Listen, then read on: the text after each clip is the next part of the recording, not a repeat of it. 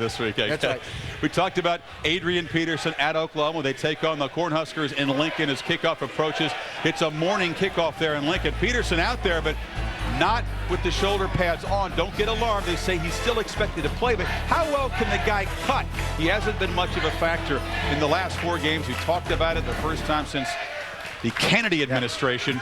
Neither team ranked at kickoff. The former battle of the Big Reds. Who gets it today? Forget Peterson.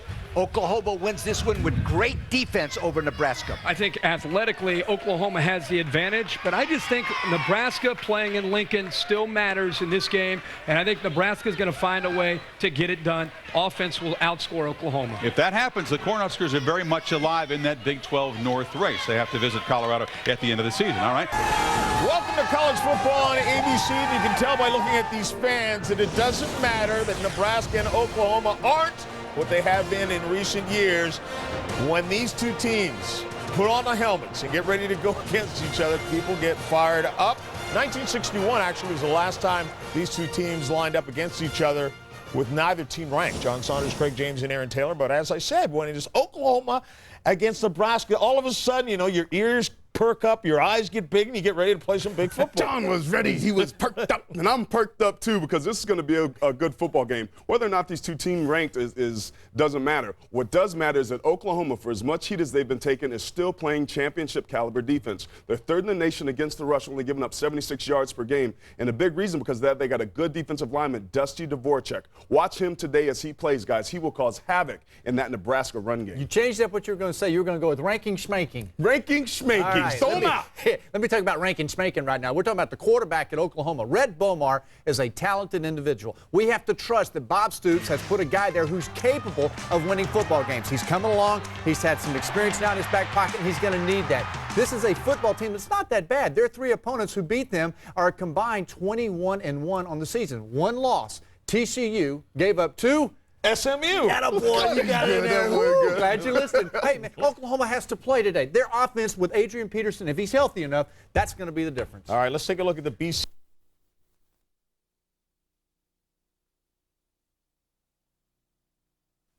As the leaves change and the nights get cooler, we are reminded the greatest part of the college football season is upon us. Rivalry season. One of the greatest rivalries in the game is renewed today for the 82nd time. Holloway going down the line with it. He's just touchdown.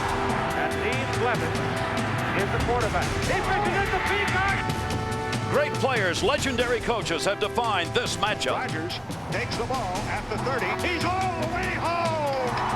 He's going to throw it. He's got a man out. What will we remember from today's game? Oklahoma, Nebraska renewed. ABC's coverage of college football welcomes you a Halloween treat that comes early.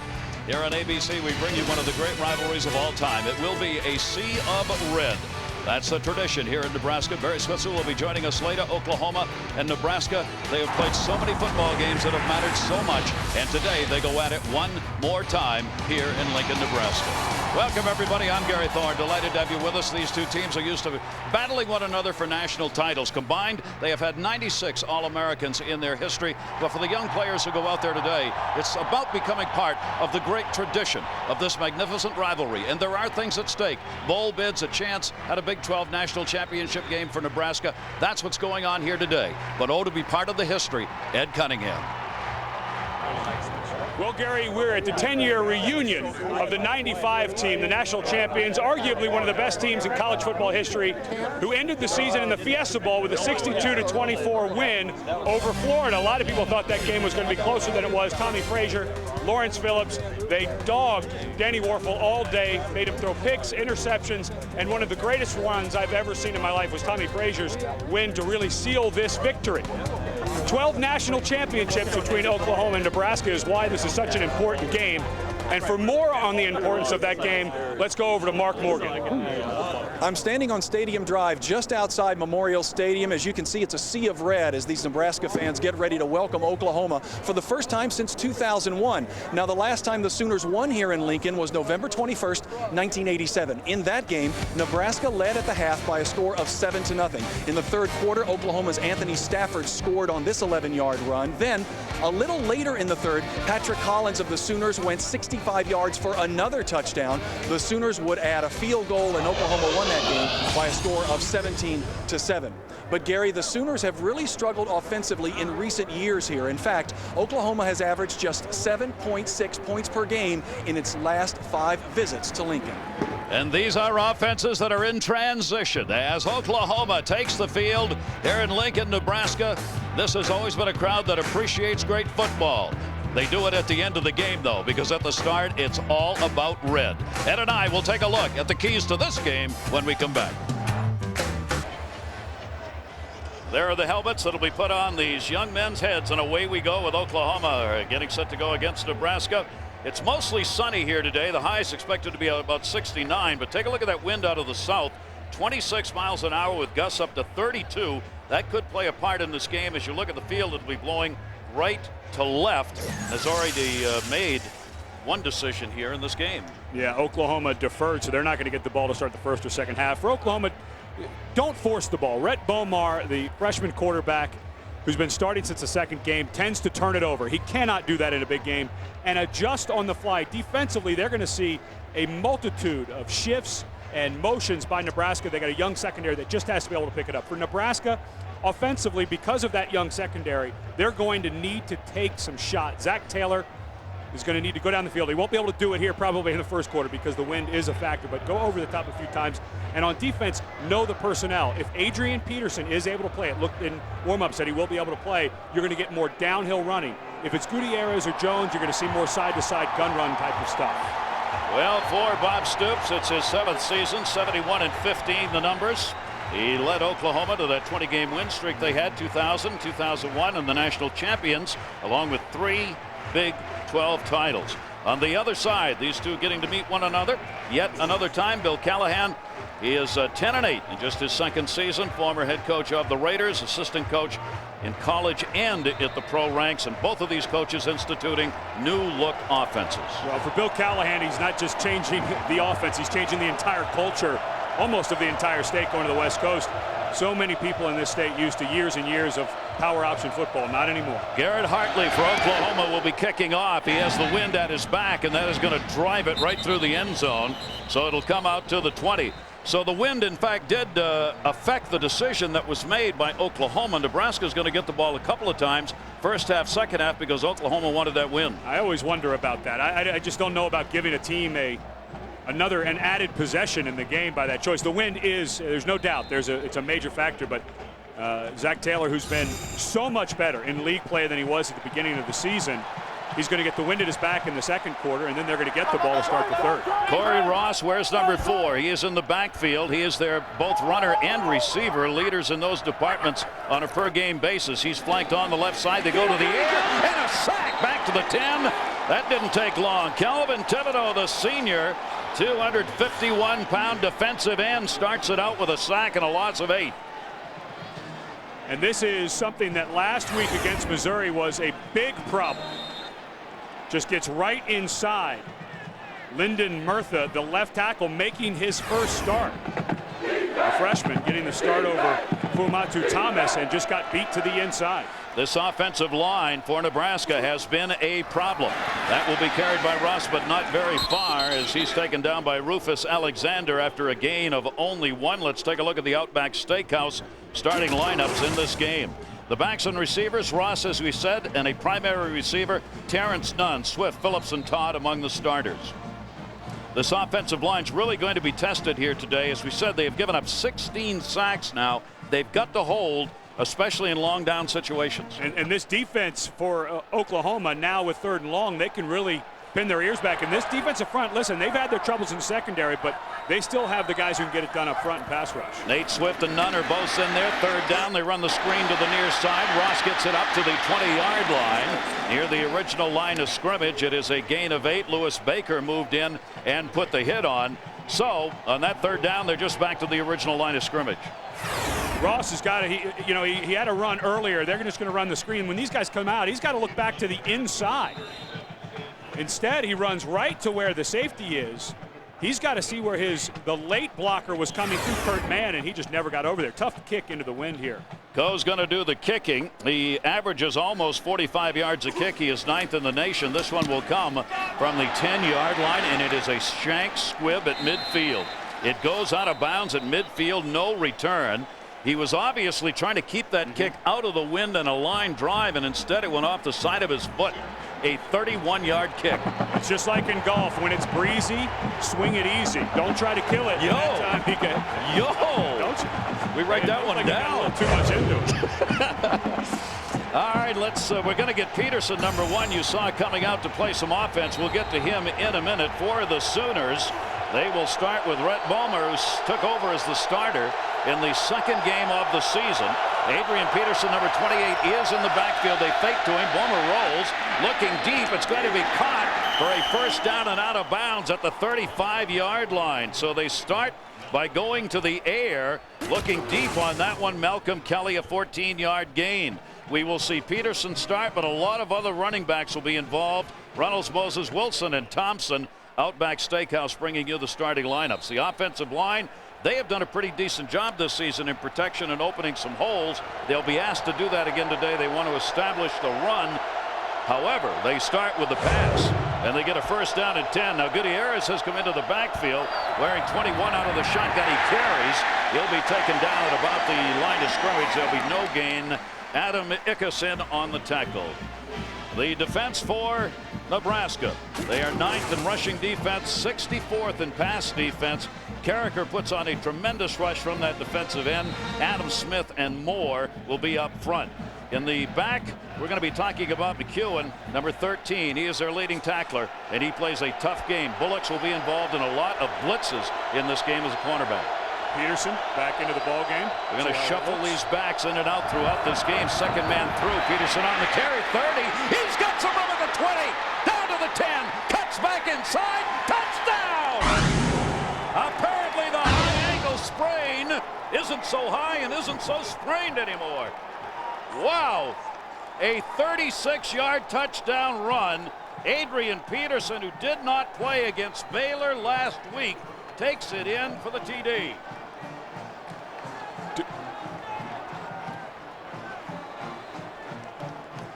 Delayed draw, great block by the fullback, and Peterson. What, about 99.9% on that run, you think, Gary? It wasn't didn't quite have that burst we're used to, but when he gets going downhill, he's awfully tough to bring down. There is Garrett Hartley on the point after. It is up and it is good. He's had 19 out of 20 in the PATs. So, Oklahoma, there's an answer to one of their questions, at least early. How much are we going to be able to play Adrian Peterson? If he keeps running like that, the answer is going to be a lot.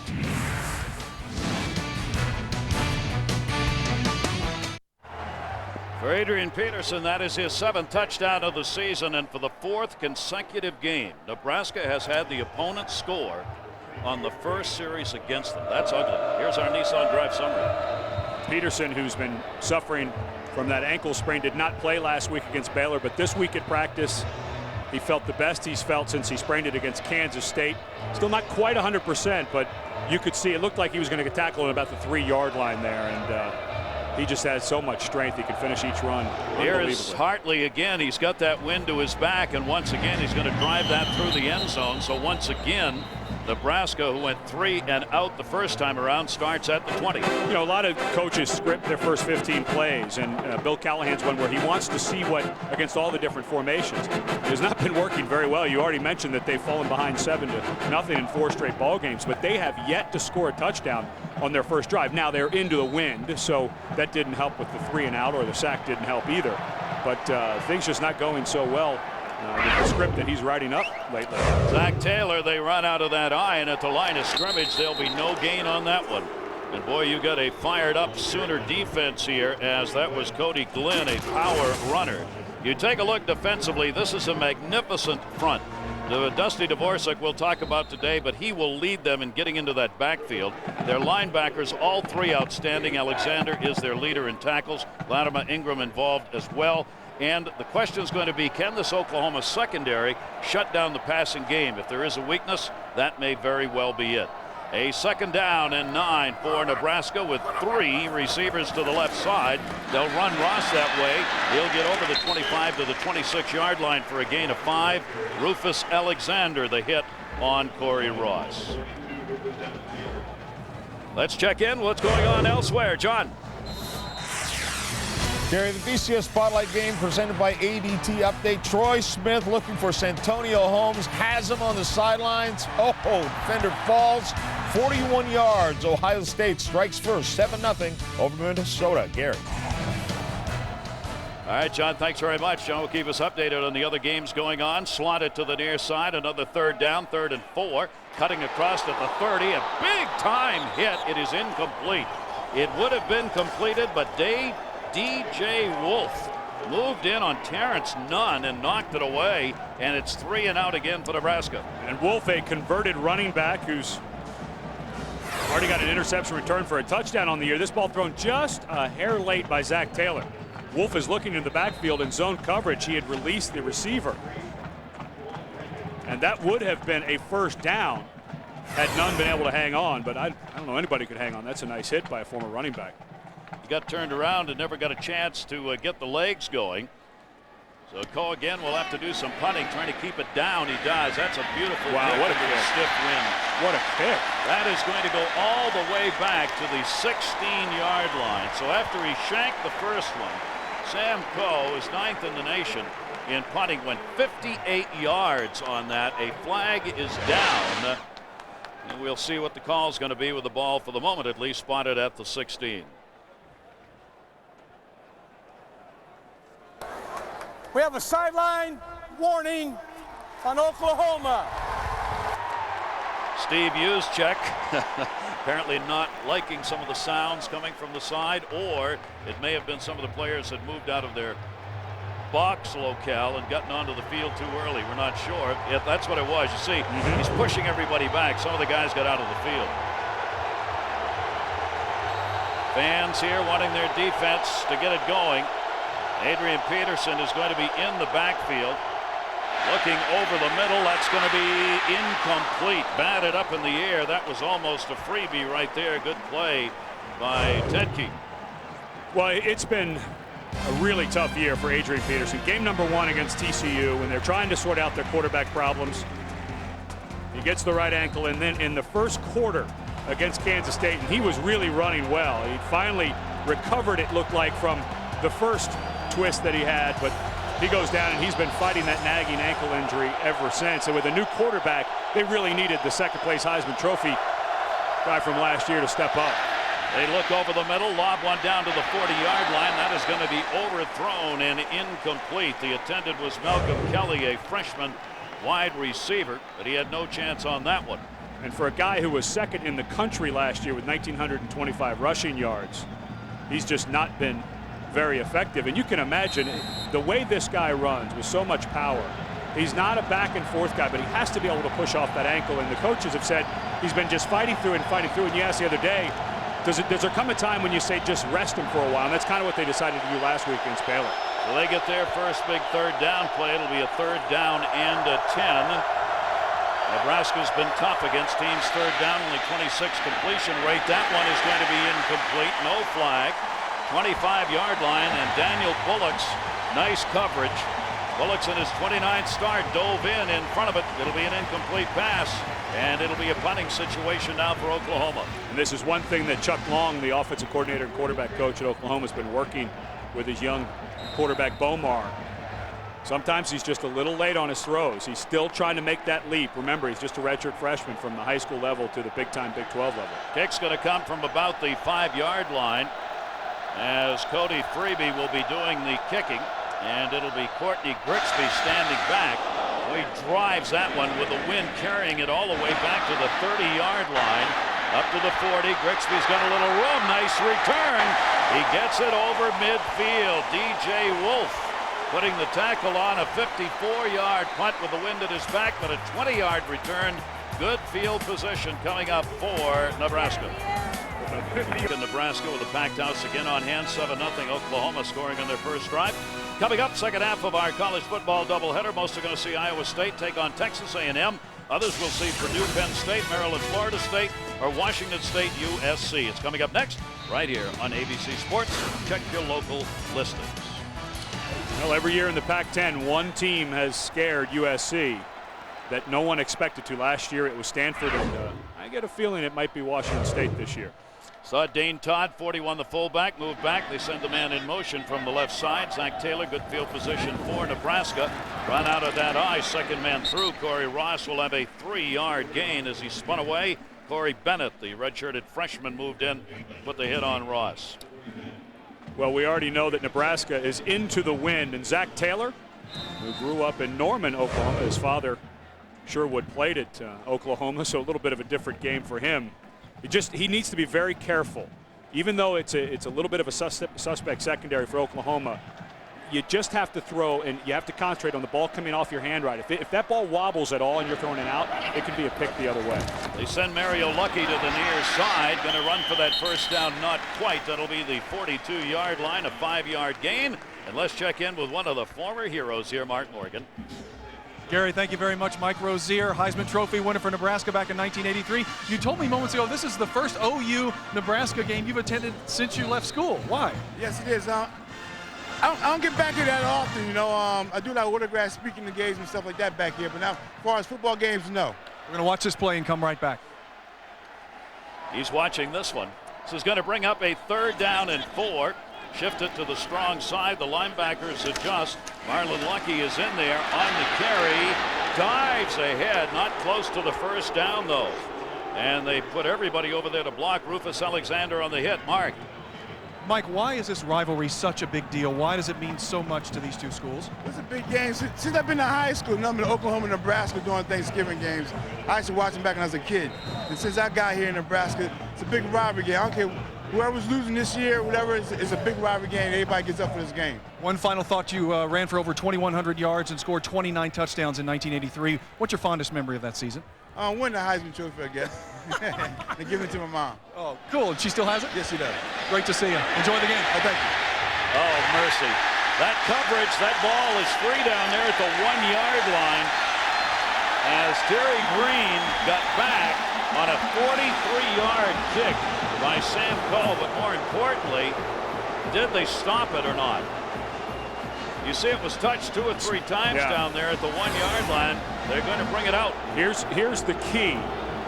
In college football, it's where the ball is. It did look like it broke the plane to me. In the NFL, the ball can break the plane as long as it doesn't touch in the end zone. In college, it's does the ball break the plane? Let's see if it does. And it's tough to tell from that angle. It would have been the nose of the football if anything got over that line. Yeah. Great effort down there by Nebraska to try and hold that football, but not going to happen. It'll come back out to the 20 as they say it did break the plane. It'll be a first down and a 10. And you also, the player can be in the end zone. It's only the football. In the NFL, the body can't be in there. That's why guys have to dive in to try to bat it out. They work on the quarterback option. The handoff goes straight ahead. A gain of about 4 yards. Peterson back in, and Daniel Bullocks. Bullocks is going to do a lot of keying on Peterson today. Those two will meet up again. You know, meeting Bullocks yesterday, of course, his twin brother Josh now is starting safety for the New Orleans Saints, but he was a lot bigger than I expected him. He's very broad through his shoulders. He's built almost like a smallish linebacker. Big hands, big strong guy, runs very well, but very physical around the line of scrimmage for Kevin Cosgrove. Reynolds and Peterson are both back there changing the play. Reynolds turns around to tell Peterson something in the backfield, and Glaciers and Wilson are out flank. Playing to the right side, that'll be caught, and not much of a gain. Travis Wilson, who hangs on to that one, will have 9, and it will be enough for the first down. So we get to the first down marker and turn. 1st and 10. Well, it is obvious that Chuck Long, the offensive coordinator, and Bob Stoops, the head coach, have started to get a lot more comfortable with their freshman quarterback, Bomar. Earlier in the year, I mean, there was halves where they wouldn't even throw the ball. And they were fighting, of course, with Adrian Peterson's injury, but with the wind at their back, they're letting this young man play in a hostile environment. Kewan Jones has come in. Bomar looking deep down the near side and battle for it at the 30-yard line as Wilson got tied up with Bowman. Zachary Bowman, who's had an interception, broke it up. Boy, Bowman played that ball perfectly. And I like the fact that the official didn't throw a flag on this one. There's a lot of contact, but Bowman clearly making a play on the ball, never got run by. He has the position there. If anything, Bomar needs to see that Bowman's over the top and throw that underneath. You can drill that ball. You don't have to throw the fade over the top every time. You can drill it on the backside shoulder receiver. That's the only way you could have made a play. In a 2nd down and 10, Bomar coming into this game, 52% completion. He has thrown 7 interceptions, though, and 4 TD. The carry will bring the ball up to about the 36-yard line. Jones on the carry. He did not play against Baylor either. Jones was suspended for that game, so he makes his return in the Oklahoma backfield. And here's where you're going to see the difference. At the beginning of the game, we said for Nebraska to know the personnel. Off comes the downhill runner in Peterson. In comes Kewan Jones. They go into the shotgun, and it becomes that little sideways handoff or quarterback keeper. Nebraska did a good job knowing that it's not going to be a downhill run and defended it. Oklahoma 0 for 1 in 3rd down conversions with a 3rd and 9 here. We'll go to that shotgun. 3 receivers sent to the near side. Bomar under pressure, trying to turn it, gets away up to the 40-yard line and driven hard out of bounds. 4-yard gain. McEwen over there on the hit to knock him away with Mohammed chasing from behind. Young quarterbacks, great job by Bomar. He's not quite the athlete that Paul Thompson was at quarterback, but he can run. But he might want to take a dive there because we met McEwen yesterday. I don't know how much this quarterback wants to be running into the middle linebacker of Nebraska. McEwen is one of the great characters he was incredible. Of college football. We hope we'll have a chance to show you some of the interview we did with him yesterday. Freebie is back to do the kicking. Terrence Nunn, who's an outstanding returner, is all the way back at the 15-yard line. Wind at his back, gets it high, wants to use that wind. Nunn's driven all the way back decision. And will let that one go. Great hang time on it. A 60-yard kick. We talked about the effect the wind might have in this game. So far, it has done that for and against the punters.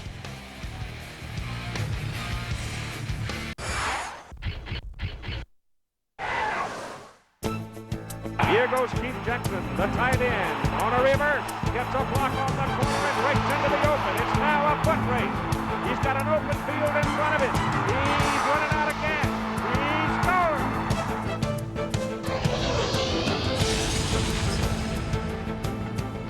That was Keith Jackson on Keith Jackson. I love when Keith Jackson talks in the third person. It's self-importance. He was running out of gas, but he get in there anyway. Nebraska's only had 13 yards in their first 3 possessions. They get the 1st and 10 at the 20 to try it again over the middle. That is going to be caught. Nice play. It'll only be about a 3-yard gain as it had a Terrence Nunn reaching out, had the defender's arm. Zach Latimer right in there with the football, but he held on to it. You know, going back to Keith Jackson, the football player, not the announcer, one of the smartest players of understanding the passing game. And you wouldn't think guys coming from these 2 schools would really know the passing game, but a buddy of mine played with him in Green Bay and said he knew exactly where to set down, and he could even put himself in zones where the quarterback had to throw it to him instead of another receiver so that he could make the play. He's got Ross in the backfield on the carry, nowhere, a loss at the 20-yard line. They are getting into the backfield. Dvorak, we said, is going to be in there a lot, and he was again. One thing that Bill Callahan has been working very hard on is balancing up his play calling between run and pass. Of course, Nebraska historically has been very heavily run, and they've been very good this year, and of course Corey Ross helps with that. But today, because of the wind in his face, he's got to run the ball. There's just too much wind to take a risk, because you just get a feeling 2 evenly matched teams, a turnover is going to be the difference in this one. Back into the pocket, they run the screen. What a read. Ross caught it and went absolutely nowhere. Dvorak again put the hit on. That's 2 in a row. It will be a loss, and the Sooner defense, which is 3rd in the nation against rushings, putting the heat on. Great read by Dvorak. This guy, you know, he was suspended last year, had some alcohol and anger issues that they had to get sorted out. Almost was not allowed back on the team. The Big 12 actually voted not to let him back. The NCAA overruled him and gave him a hardship year, and he's making the most of an extra senior year at Oklahoma. Rankins will be back. Cole will do the punting again. He's got to put that one into the wind. He does, and he gets another great kickoff at the 37-yard line. Rankins trying to spin away and is going to get up to about the 44-yard line. Dane Todd on the hit. How about staying in school for this young man who's had a lot of ups and downs? We asked him about it. Because I didn't want to leave Oklahoma, you know, the guy who got kicked off the team. I wanted to leave Oklahoma with a legacy and, you know, be one of the greats, and 20 years come back with my little kids and show my grandkids me up on the wall and show them, you know, the things that I'd done and teams I'd played for. And, you know, you get kicked off the team and you just kind of get banished from the program. You can't do those kind of things. And he is back, and as he himself said, he's playing the best football that he has ever played. That will be carried to the 47-yard line as Adrian Peterson then runs into Titus Adams, the senior 300-pounder, takes him down there after a 2-yard gain. Dvorak, you know, yesterday when we sat down with him, he was so honest. And when you talked to Bob Stoops about letting him back on, when they kicked him off the team, he was gone. They were not going to bring him back. They had decided that he just had some issues. He needed to go settle somewhere else. And he came back and asked Coach if he'd come back. He'd gone through all of the programs that were required of the university, and they figured they'd give him another chance. And he's really not just played well, but he's become a true leader and just respecting the game more and what he has. Out of bounds goes Malcolm Kelly on the reception. It'll be an 8-yard gain as Courtney Grigsby took him out. You saw the marker was right there where he stepped out of bounds. And it is going to be enough for the first down, so Oklahoma will move into Nebraska territory. Yeah, talking to Bill Callahan yesterday, the first receiver out of his mouth that he was worried about for Oklahoma was Malcolm Kelly, a true freshman who made an amazing one-handed catch against Baylor with, I believe, not even a toe, but maybe a toenail out of bounds that may have put them in to field goal range to win it in regulation. Of course, they went on to win it in overtime, but this is a 6'4" guy who can go up and get the ball. First down and 10, run it out of the backfield, flag down, and they'll stop the play. That one before the snap, so they'll bring that one back, and you can see they are not hesitating to hand the football off to Adrian Peterson, who scored on the first series. Dead ball. Ball start. Offense. Number 79. 5-yard penalty. Still first down. Steve Juszczyk with the call, heading up the crew here today, the referee. And Bob Stoops has been going crazy with the youth on this team.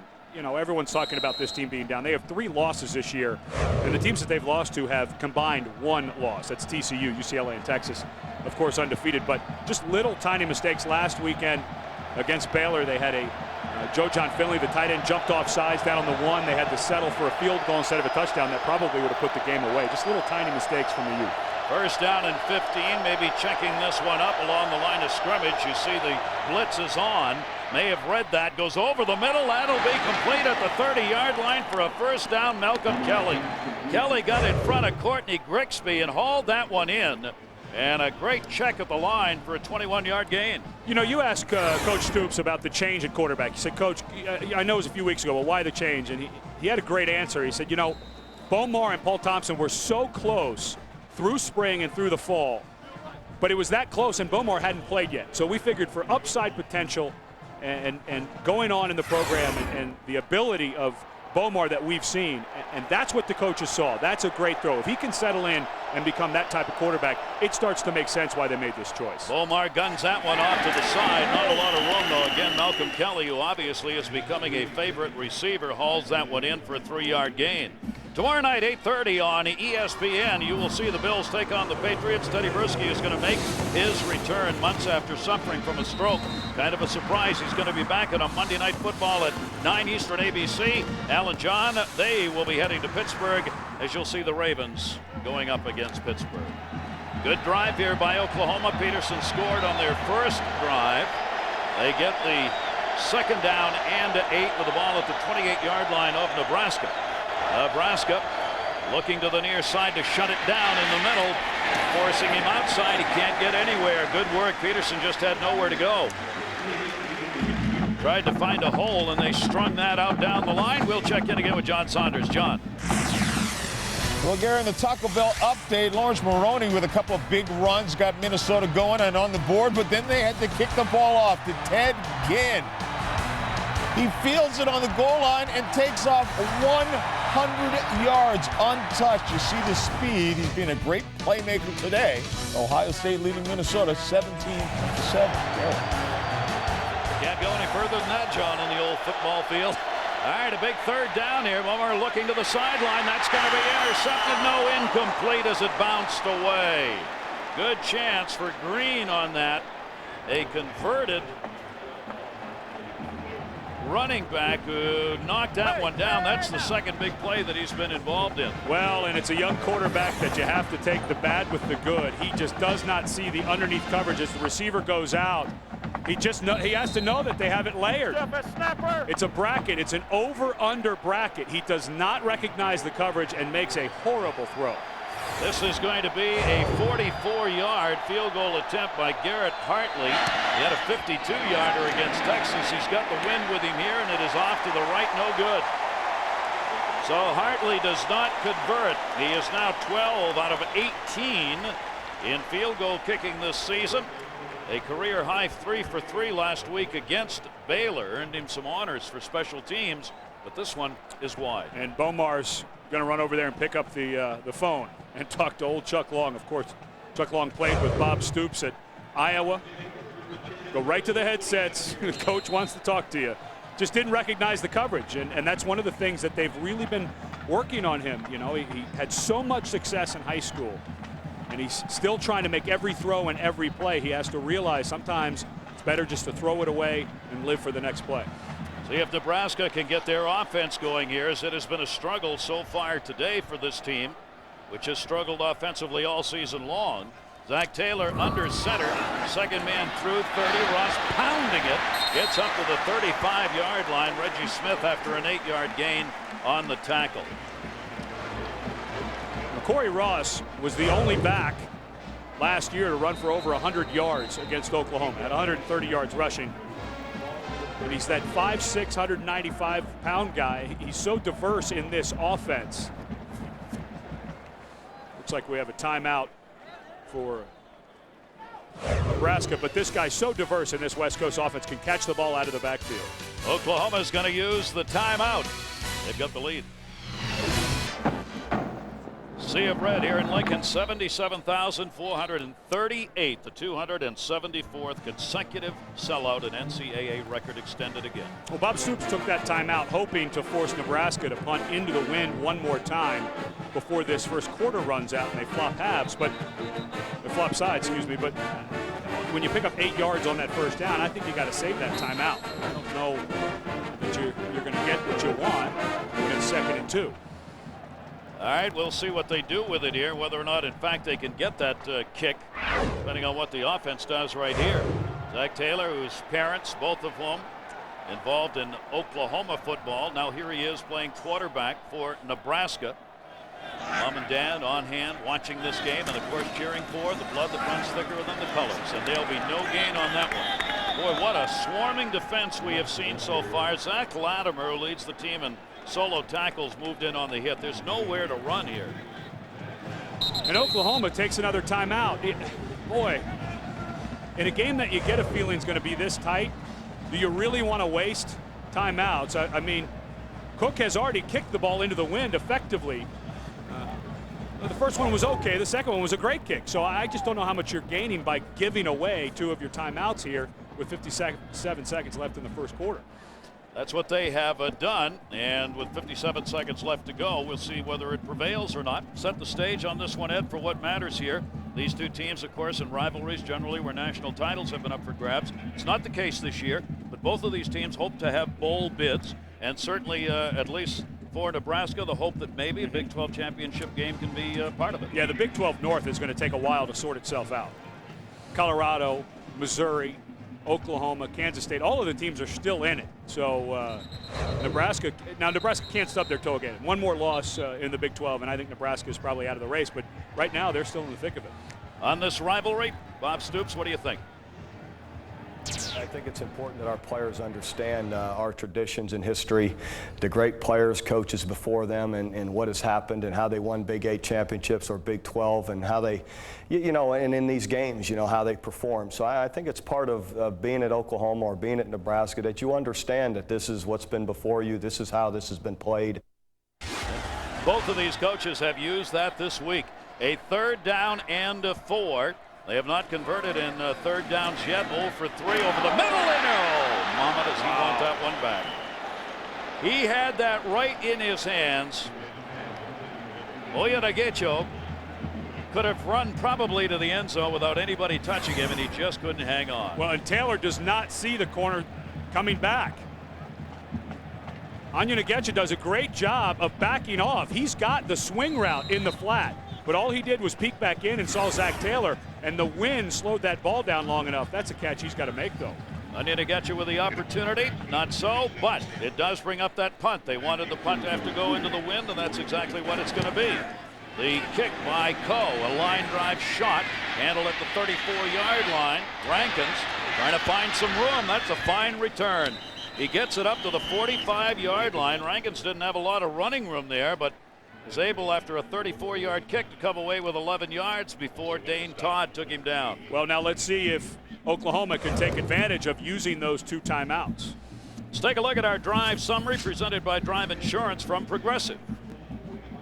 For Oklahoma, the missed field goal on the last one, the touchdown with the finish by Adrian Peterson. But now with 40 seconds left, they wanted to get a punt into the wind and then the wind at their back. And so those 2 timeouts, if they don't get something out of this drive, I think they were a waste. Work with the one setback. Peterson trying to get to midfield, will be shy of it by a couple of yards. A gain of 3. Daniel Bullock's keying on him. Again moves in on the hit. Well, if you're going to use the timeout to get the wind at your back, why not use another one? Yeah, don't you think or shouldn't you throw it on 1st down?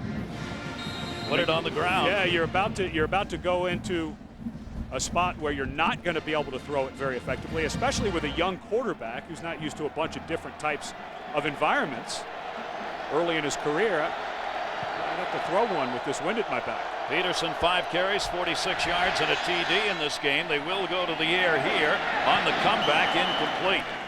Well, the receiver was turning back, Wilson, and the throw went down the line. That's going to do it here in the first quarter. A couple of teams offensively having some problems here. Oklahoma got theirs from Peterson. We'll be back. More college football after a word from our ABC stations. College football on ABC Sports Championship Television.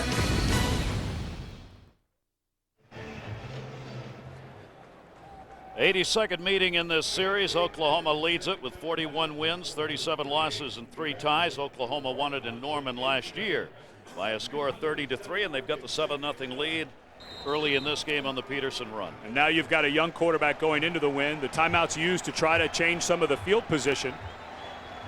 And now you have your midfield, but you just have to be very aware of this wind. It is definitely a factor into Oklahoma's face. Testing up to 35 miles an hour. They'll run this one out of the gun with Jones. You saw the man in motion, set up near side. Good run up to the 39-yard line as it's taken by J.D. Runnels for an 11-yard gain. And Runnels, a guy who really has become a big part of this offense. You know, he's such a tremendous blocker, but he played tight end and a little bit of wide receiver actually in high school. And with Adrian Peterson being down so much, they've had to diversify this attack, and they found out, well, wait a minute, this guy's got really good hands. He's good in the open field. And that was a great call by Chuck Long, a very easy throw, and Nebraska not expecting a 240-pound fullback to get a screen. Down on the field, Olugdandro. Looks like they're working on the knee on that one, as he may have gotten that one twisted at about the 40-yard line. He's second on the chart at that nose tackle position, junior. Here's 54 right here. And this defensive line for Nebraska has been so very good.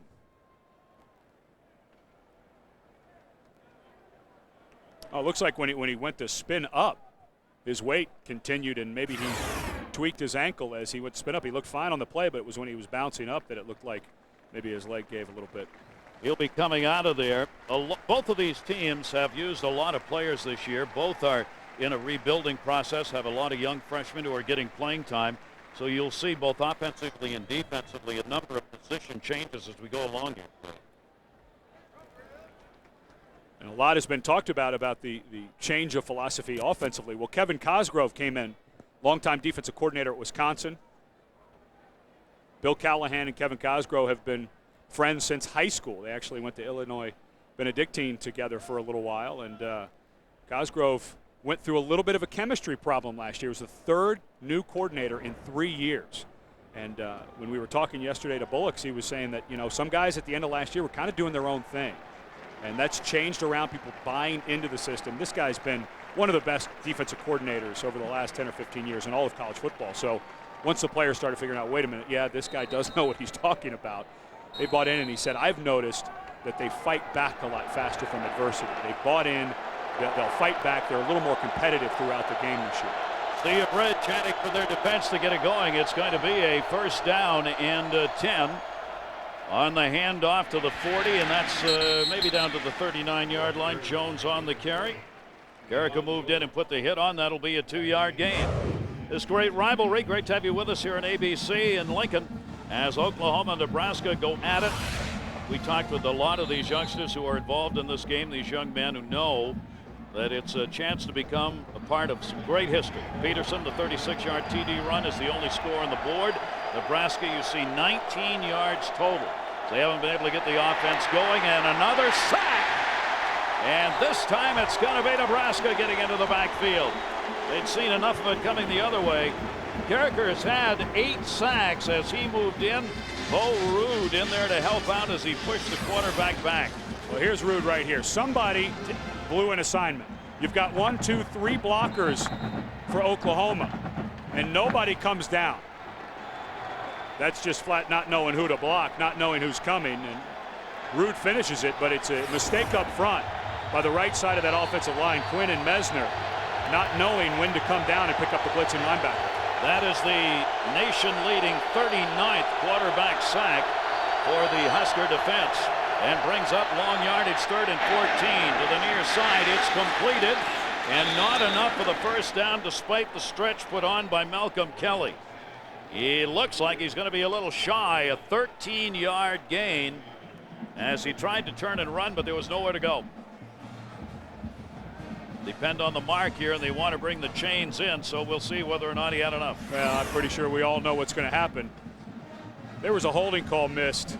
I mean, that was an absolute tackle by Kelvin Shashan. And John Blake, who's the former OU head coach, now the defensive line coach for Nebraska, was laughing the other day when someone pointed out, you lead the nation in sacks, yet you only have 1 holding call on you all year. Well, they missed a big one there. You can get away with it. It's a good deal if you're playing in that line. Hey, listen, it's only a hold if they throw a penalty flag. There you see what's needed. It's just that far. Yep. Well, with this wind, you're not going to be kicking any field goals. So line it up, guys. Oh yeah, that's just an absolute takedown. I think that's Brandenburg, the linebacker, got right by Shashan, and that's the second time in a row, though, Gary, that they just missed the assignment on a blitzing linebacker. Now we are going to get a 4th down and less than 1. Oklahoma has converted 4th down 6 out of 9, including their last 4 consecutive 4th down conversion attempts. I'm always a fan of the quarterback sneak. Do not get fancy and wait. There you go. Straight ahead, only needed an inch. He'll get it up over that 30-yard line, and that will be enough for the first down. And the reason I say that is that Nebraska is going to be low to the ground and shooting through the gaps. If you do something late and you miss a block, we've already seen 2 missed blocks in the last 2 plays, and you have a tackle for a loss. So don't even mess with it. Bomar doing a good job of finishing it. At first, his first move, he didn't have it, but continued to lean forward. Bomar gets the first down. Good field position now for Oklahoma as they drive at the 30-yard line of Nebraska. 1st and 10. Adrian Peterson is in the backfield. Runnels, you saw in motion. That's Peterson to the 30, 25, and out of bounds near the 20-yard line. And Adrian Peterson is having the kind of day that we saw Adrian Peterson have last year. That'll be a 9-yard gain. Near the conclusion of today's game, we'll select a Chevrolet player of the game from each team. Chevrolet will make a $1,000 contribution to each university's general scholarship fund. Adrian Peterson showing you some of the flashes from last year. He's still not 100% though. They're still, he's missing just that little tiny burst that he normally has. And of course, he's averaging almost 10 yards per carry. So imagine if he was 100%. Got enough for the first down and a 10. Ball spotted at the 19-yard line. Bomar looking back again. Peterson this time it's red, and he's going to be thrown for a loss. About 1 yard back probably when they get done spotting here. Let's check in and see what's going on in other ball games, Florida included. John. Gary, Miami facing North Carolina. Miami in those throwback, bad snap. Watch the ball go to the 1 yard line where Eric Winston kicks it out. That's a penalty because the ball was not in the end zone. North Carolina declines it, says let's take the safety to get it and lead Miami 9-7. North Carolina is impossible to figure out. They beat Virginia last week 7-5. And they got blown out by Louisville. Bomar delivers at the 15-yard line, and a turn and a gain of a couple of yards by Malcolm Kelly after the reception. It'll be an 8-yard gain. Bomar and Kelly are teaming up here in this game for some pretty good work. 5 receptions so far for Kelly. Chuck Long was telling us the other day that it's been fun because they do have so many young receivers. Of course, Travis Wilson, a senior, playing very well today, but Malcolm Kelly, a true freshman, and Bomar, a redshirt freshman. And he's starting to see them working together. You know, last week Joaquin Iglesias had the touchdown catch against Baylor in overtime to win on a route that they hadn't run since the summer. Chuck Long dialed it up and figured they'd get it, and it was good recall, and he said, I'm starting to see the maturation of some of these young players. Kelly only had 8 receptions coming into this game. He's got 5 here. Bomar quarterback keep, one man to beat down to the 5, and he'll be taken down on the roll tackle at the 2-yard line. Quarterback draw that time. Good work by Jones in front of him, opening up the hole, an 11-yard gain. Well, and this time, Bo Root comes on a blitz, and they pick him up. We saw him get missed on the last one, and the left guard does a good job of coming down inside Shashawn, and it was a good block, not a great block, an effective block by Kewan Jones, and Bomar gets through the leg tackle to pick up the first down. See 9 first downs, Oklahoma, none for Nebraska. Peterson and Reynolds are both in the backfield. Peterson deep will get the carry. Peterson, his second touchdown for the Sooners.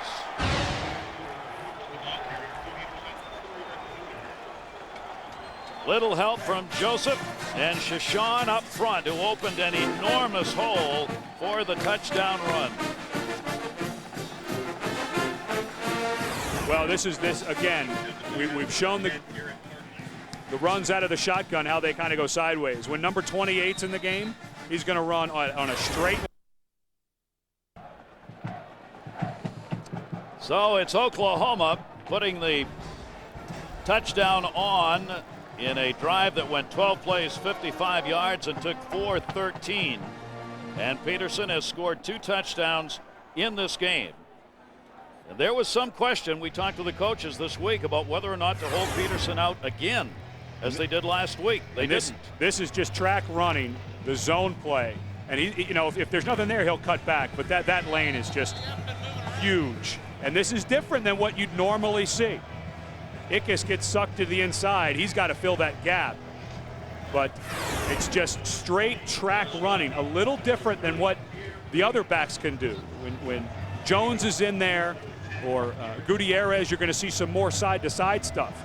But when Peterson's in there, and we saw it last year, that play that he just ran, I would bet you 70% of his 1,925 yards rushing came off of that off-tackle, outside zone stretch play. You see the difference with the injury this year, as he was 6th last year in the NCAA in rushing and all the way down to 79th.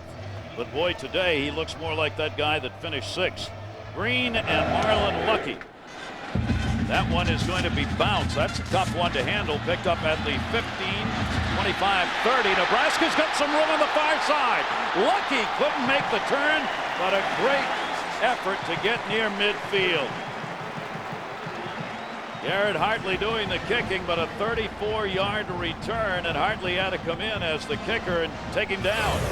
Lucky, a true freshman out of North Hollywood, California, and And Hartley does a really good job. It looked like he was going to have the angle on him, and you don't expect a kicker to use the sideline that well. A lot of time the kicker doesn't understand angles very well, and that was a very good tackle by a guy you wouldn't expect to be able to make that kind of play. Now Nebraska wants to get it going. All 5 of their possessions have been 3 and out with a punt. Another great field position start here. Little room downfield, Taylor, and that's going to be a first down and more. Take it down to the 35-yard line. Putting the ball in the air for Nate Swift, who had 9 receptions against Missouri last week. A 13-yard gain. Well, Nebraska fans cheering because they finally get to see a little bit of the offense that they expect to see. And a first down. Yeah. Those have not come here in this football game. Well, we can't.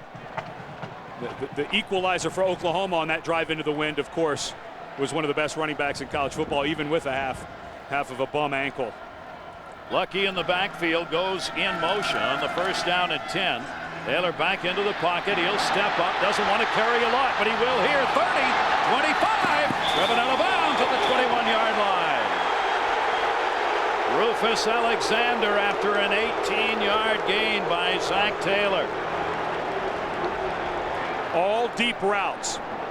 And when we were talking this week to Jay Norvell, the offensive coordinator for Bill Callahan, he said we've noticed in the last 4 games that Oklahoma's playing a lot more man coverage underneath, and because there's man coverage to the left side, when Taylor goes to take off, that entire side is collapsed because all his receivers are running vertical routes. That's why he had so much room.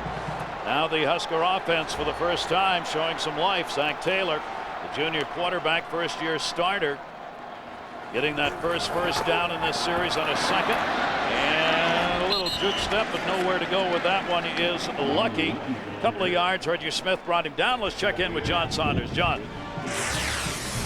Can't remember a year ago North Carolina upended Miami? Well, they're at it again, this time on the road. It's Ronnie McGill from 7 yards out, busts his way across, and North Carolina with those 2 points on the safety, now a 16-7 lead with a lot of time left in the first half. Miami not only looking like South Florida because of the throwbacks, it looks like they're playing like South Florida as well. They lob it to the right side on the overload. A 2nd down and 8, and a timeout will be taken as Nebraska wants it. They did not like what they saw in the defensive set from Oklahoma. Huskers driving. We'll see if they can take it in when we come back. Lincoln in the sea of red, and it certainly is that here today. Let's take a look at our Pacific Life game summary. Well, Adrian Peterson, they said they've kind of been going by warm-up to warm-up. Last week against Baylor did not look very good, so they actually sat him, and it's paid off this week. He had the best week of practice since he hurt his ankle back on October 1st, and he's running very well. Big rush put on and a big loss as Rufus Alexander, who leads them in tackles coming into this game, throws him for a loss of 8. Zach Taylor never had time to look up. Well, both linebackers are coming into the A-gap, and we've already seen Oklahoma with confusion. You have to block inside out.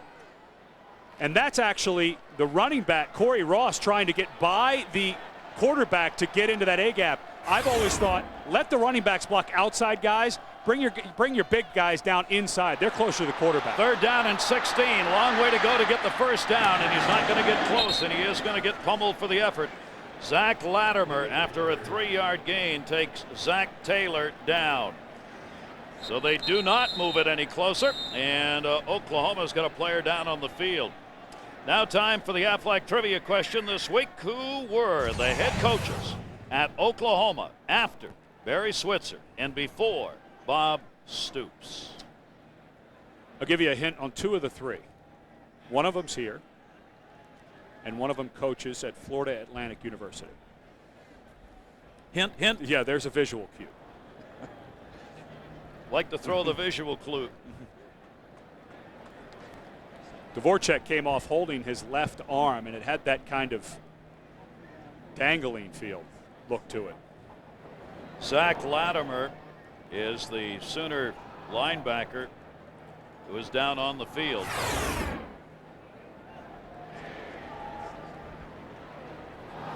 Ooh, head to head.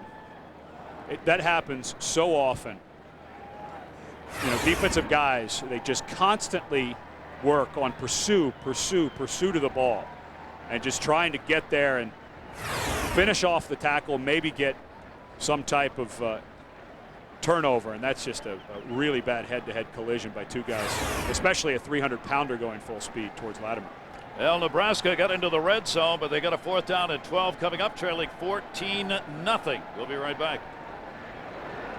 Nebraska, Latimer getting up and walking off under his own will, and thank goodness for that. He took a shot.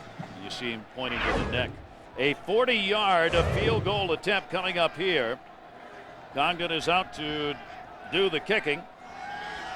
He's got the wind at his back, punches that one up, and that one is good. So Nebraska gets on the board.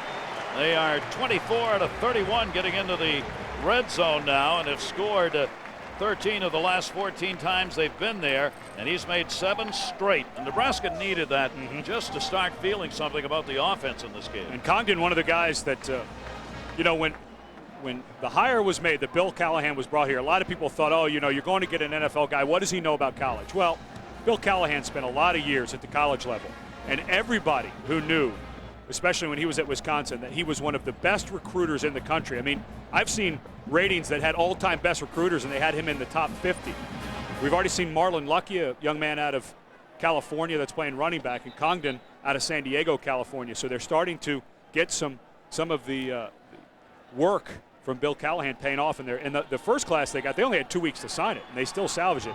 This class, a lot of talent. You're going to see a lot of freshmen, true freshmen and redshirt freshmen on the field today because of the efforts of Bill Callahan and his staff in recruiting. Trying to keep some of these players on hand has been one of the problems with a change in the offense, change in coaches. A number of players chose for different reasons to leave, and so they've had over the last 2 years to insert a lot of new names into both the offensive and defensive structures that are changing structures. So that's made it doubly difficult. So that's what they are up against here. And now they're up against Oklahoma in a 14-3 lead. And now Lucy knocks the ball off the tee. Charlie Brown has told her over and over, do not knock it off, please. It's almost hard to put into context how much the culture had to change here. The practice habits, guys running routes, finishing. Remember, these receivers for 30 years, 30, 40 years, all they did was block all practice for 4 or 5 yards. Now they have them not only catching 5-yard slants, but running them, taking them 50 yards the length of the field. They've had to change so much since Bill Callahan got here. Jake Wesh is going to do the kicking. He normally does not, and had it held so that would not come off the tee, and that one's going to be in the end zone, and there it will be down. It will come up to the 20. Talking about the change in the culture, Bill Callahan, and why it's happening in college football. In transition, there's a common ground of trust that you've got to earn and that you've got to build. And as a player and as a coach, I can see, it takes time, and it's a patient process in a very impatient profession. So that's probably that in a nutshell. I think it took a little time for coaches and players to come together and get a good understanding philosophically of where we wanted to go. I love the honesty of both him and Kevin Cosgrove, that at points last year, the players just flat weren't buying into it. Yep. And you just get a sense, and we were out of practice the other day, this is a whole different world they're dealing in now. First down and 10 over the 25-yard line, down to the 30. Watch him go, one man to beat midfield. Peterson is on his way if he can keep the gas going, and he can't. But he's down to the 20-yard line. Courtney Grigsby cutting him down, but Peterson had some room. And Grigsby, after a 59-yard gain, made the touchdown-saving stop. Well, we just saw a touchdown a moment ago on this run, and this is just the opposite. It's just the track zone. Everybody's just going to work it. And what's happening is Nebraska is not getting anybody into that inside lane. Bullocks does a bad job of closing the distance. The safety who's left, you cannot go sideways against this guy. He is entirely too strong in his lower body to try to go catch him. You need to go meet him in the hole. As he comes downhill, you've got to go get him, or you're going to have a lot of runs like that. Bomar, Reynolds moves across in front of him. The carry over the 20-yard line is made by Jones. And that'll be a 3-yard gain. For Peterson now, he has gone over the 100-yard rushing mark in the first half. 116 yards. He has had 100-yard plus games In 12 of the 19 he had played coming into today's game, he's added another. And notice the difference in how they run the ball. Jones comes in and they do that little handoff from the shotgun. Peterson's back in. Let's go to the eye. J.D. Runnels goes over to play a little wing right now, but it's just more power running when 28's in there. 2nd down and 7 as he is again. This time they key on him and get him down at about the 18 after a gain of 1. Titus Adams, a senior, moved in on the hit. All right, let's take a look at our Aflac trivia question and answer. The head coaches at Oklahoma, after Barry Switzer and before Bob Stoops. Answer is?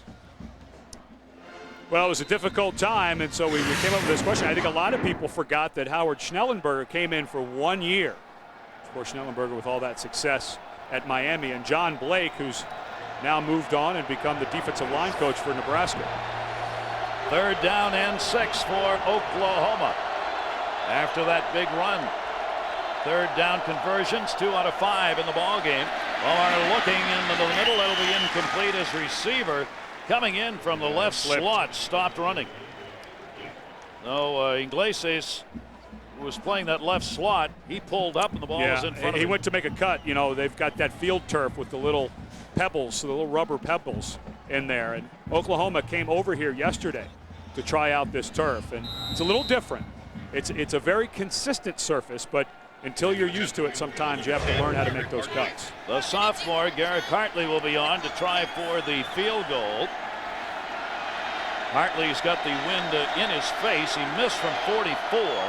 This one is going to be a 35-yard attempt. Cody Freeby puts it down. It's going to get blocked. And it'll be taken over by Nebraska. So they shut that one down. The defense getting in there. Rigoni, Brandon Rigoni is a strong safety backup. And punter moved in. Zach Potter, both got through. Well, you go back to the Pittsburgh game, and Nebraska had 2 blocked field goals in that game, including one by Adam Ickes to end the game. And this time, a great push. And you've got to think that Hartley is trying to drive this ball because of the wind. Gary, we've been talking about it the entire game. Oh, I don't know. That's just great push on the left side of the offensive line. I don't even know if Hartley would have got this up with this ball. What a wonderful, wonderful job on the left side of that offensive line. Nebraska takes it back 1st and 10. Quarterback still has it, looking upfield. Nobody out in front of him and incomplete. He could have run that for 20 yards if he'd wanted to, but Zach Taylor wanted to get it downfield, and they'll get nothing out of it. He had faked out the entire linebacking squad and the strong safety on the defense of Oklahoma. But for naught. He'll come back with a 2nd down and 10. Bill Callahan just shaking his head over there as there was a lot of room for Zach Taylor. It'll bring up the 2nd and 10 with the 2 receivers split wide to the right side. Again the fake. Again that way. Again they back up on coverage. He throws to the opposite side, incomplete. He had a receiver open, Terrence Nunn, but he couldn't throw it far enough, and DJ Wolf knocked it down. Nunn had gotten behind the receiver, but too far away. And this crowd is really getting restless, Gary. Yep. They're not happy with what's going on. Right now, every single pass pattern is deep. And I think they're just thinking, guys, you know, we know it's, and trust me, Nebraska fans know, it's a young secondary, but let's work the field a little bit. Everything doesn't have to be vertical. And right now, Zach Taylor has to run out of the pocket, and that was not a good decision by him to go all the way across the field. 0 for 6 3rd down conversions. Taylor 4 out of 8 passing, and that one's going to get deflected and knocked down. And it's incomplete, and the Bluebirds are out here at home in Lincoln, Nebraska. They do not like this offense that they're seeing because there hasn't been much to it today.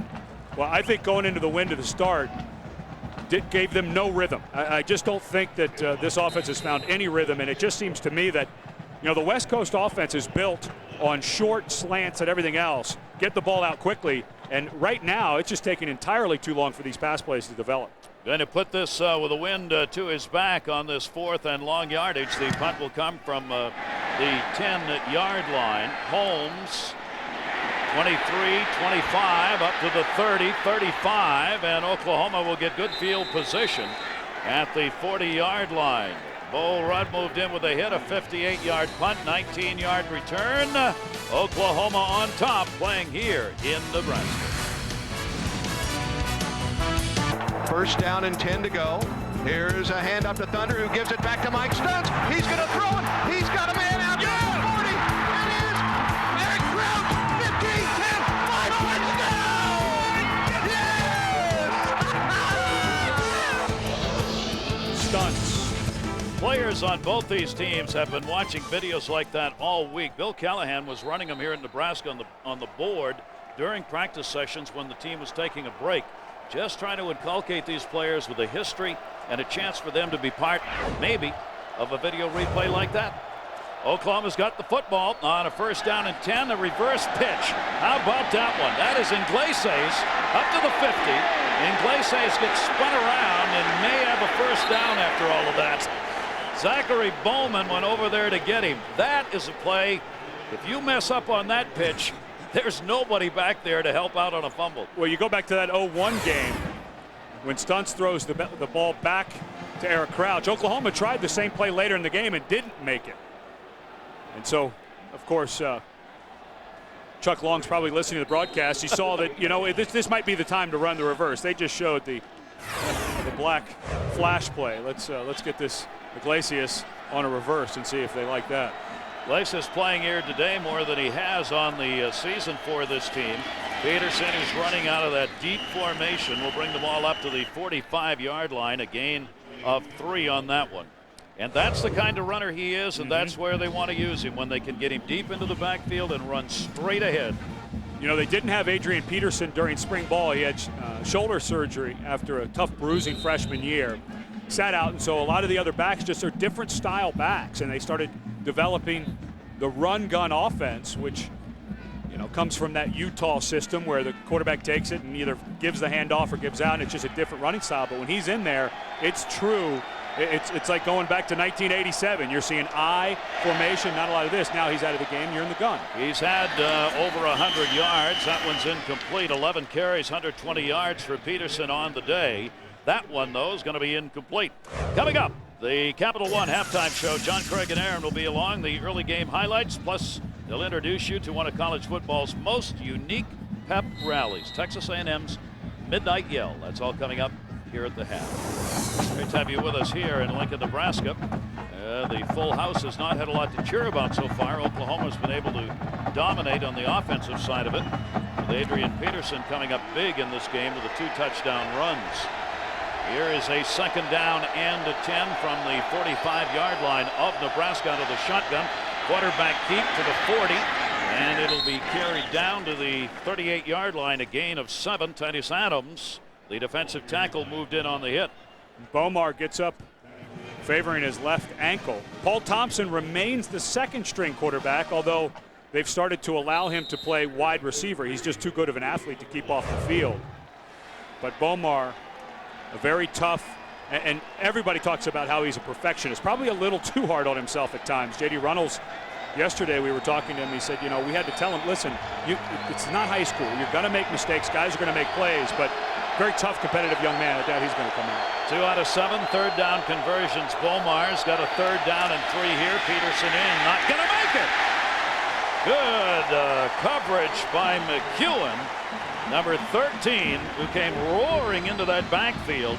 He's the leader in solo tackles, the leader in tackles, and he's the leader with throwing the opposition for a loss. Asked McEwen yesterday when we first started talking to him, I said, listen, your name is McKeon. And he dropped his backpack like he wanted to rumble. And he said, no, we're Irish. It's actually McEwen. But we knew nobody could say that, so my dad said, we'll just have everybody call us McEwen. And I'm going to listen to him, Gary. Absolutely. Once you see the size of that young man, you will listen very carefully. Braby is in to do the punting, averaging 40, almost 42 yards a kick. Grigsky's going to be back at the 10-yard line for Nebraska. Almost blocked. Very high kick. Ball's coming backwards. It's going to roll to the 24. I've never seen a punt. Did you see that thing? It almost started coming backwards because of the wind. You get that up into this wind, that's what's going to happen. It ends up being just a 17-yard kick. Nebraska with time to do some damage here. 3:40 left in the half. Corey McEwen, the sophomore, the tougher they are against him, the better he likes it. That's the kind of guy you want to play against. Someone that as hard as you're going to hit him and as hard as you're going to play against him, he's going to come back even harder on you. And then you got to come back even harder on him. And that's the kind of games you want to be a part of, the kind of players you want to play against, players like him who are going to keep coming back at you and let him know that I'm going to keep coming back at him.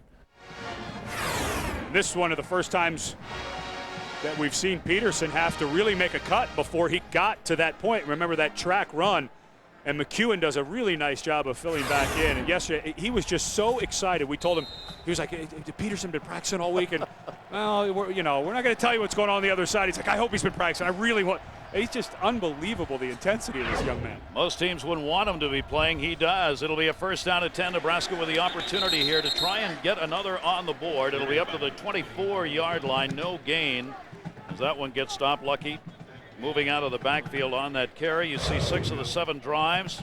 They have been 3 plays and out. They have rushed for a grand total of 25 yards in this game. Nebraska has, after last week against Missouri ending up with -2 yards in rushing. And a lot of that, it got behind at Missouri, and Corey Ross just kind of was not part of the playbook late in the game, but a lot of that was just sacks and the offensive line struggles against Missouri, especially in the second half. Zach Taylor out of the shotgun. Corey Ross standing next to him will block this time on the out near the 31-yard line. It is caught, but it's out of bounds.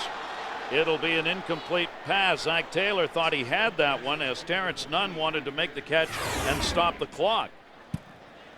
Well, Nunn's just got to be aware of where the sideline is. He's just running a stop route. Zach Taylor taking a nice shot, but Nunn needs to know where he is. And that's the right call by the official. Both feet go down at the same time, and the right foot of Nunn on the line. Nunn just has to have better presence on the sideline. This Nebraska team coming into this game 96th in the nation in rushing and 68th in passing. Those are the struggles they have had. Nunn back out wide, 0 for 7 and 3rd down conversions. Out of the shotgun again, Zach Taylor. Ross will block for him. A little time in the pocket, completed to the 36-yard line, and that is going to be enough for a first down, a 12-yard gain. Clayton Sievers, who has not had a reception, gets his first of the football game. And right away, the one thing that Brent Venables talked about on the phone, and Bob Stoops was telling us, this is one of the problems with a young secondary. That was just vanilla coverage, but they were not aggressive. You could see the receiver sit down and the cornerback over the top. He's just so afraid to get beat that he doesn't break on the ball. And they've said there's been so many 3rd down conversions where if we're just more aggressive and comfortable, we'll make the tackle before the first and 10 completed. That's going to be at the 43-yard line. 3 first downs for Nebraska so far in the football game. Nate Swift hauls that one in for a 7-yard gain. Coming up, the Capital One halftime show. John Craig and Aaron standing by. The early game highlights, and they'll introduce you to that great Texas A&M midnight yell. That's all coming up here at the half, and we are closing in on that with 2:08 left to go in the first half here in Lincoln, Nebraska. From the shotgun on a 2nd down and 2, Taylor wants to go near side, and that's almost intercepted. Hit the defender right in the pads. That was Wolf, who turned around and suddenly had the football. Bad throw by Zach Taylor. I feel like that first quarter just totally got him out of rhythm. He's missed a couple of guys running open down the field, steps into the pocket, and this ball just gets way to the inside. Peterson's fine. He's just got to throw that to the outside. 6 out of 13, 43 yards for Taylor so far in this first half at quarterback. He has also been sacked a couple of times at another 3rd down conversion, 3rd down and 2. They will only have Ross in that backfield. And they want to go to the air on the out. It's going to be completed at midfield and into Oklahoma territory. So a little down and out for an 8-yard gain as they got the tight end involved in that one. Grant Mulkey, wide receiver who's not been involved so far in the football game, is involved now. And this is all of the shifts and the motions of Nebraska. And again, it's just not understanding where the first down marker is for Marcus Walker. He's a sophomore. He missed a lot of camp with shoulder injury and just not knowing where the first down marker is. Again, short yardage play, and that'll be to about the 42-yard line. Nate Swift hauls it in. He's had 19 receptions in 4 games coming into this one. He gets 6 yards on that one. And here goes Nebraska hurrying it up a little bit, and I like this. trying to catch Oklahoma off guard. I think this is the right time to do this. Zach Taylor, as they split two to the right side, again looking, gets pressure, turns, and he'll be taken down. And they've got to use a timeout here to stop that clock, and they do with 1:11 left to go. Allen Davis getting into the backfield with Dvorak, and they'll have time to talk it over. Nebraska trailing here 14-3, trying to get something on the board before the half. So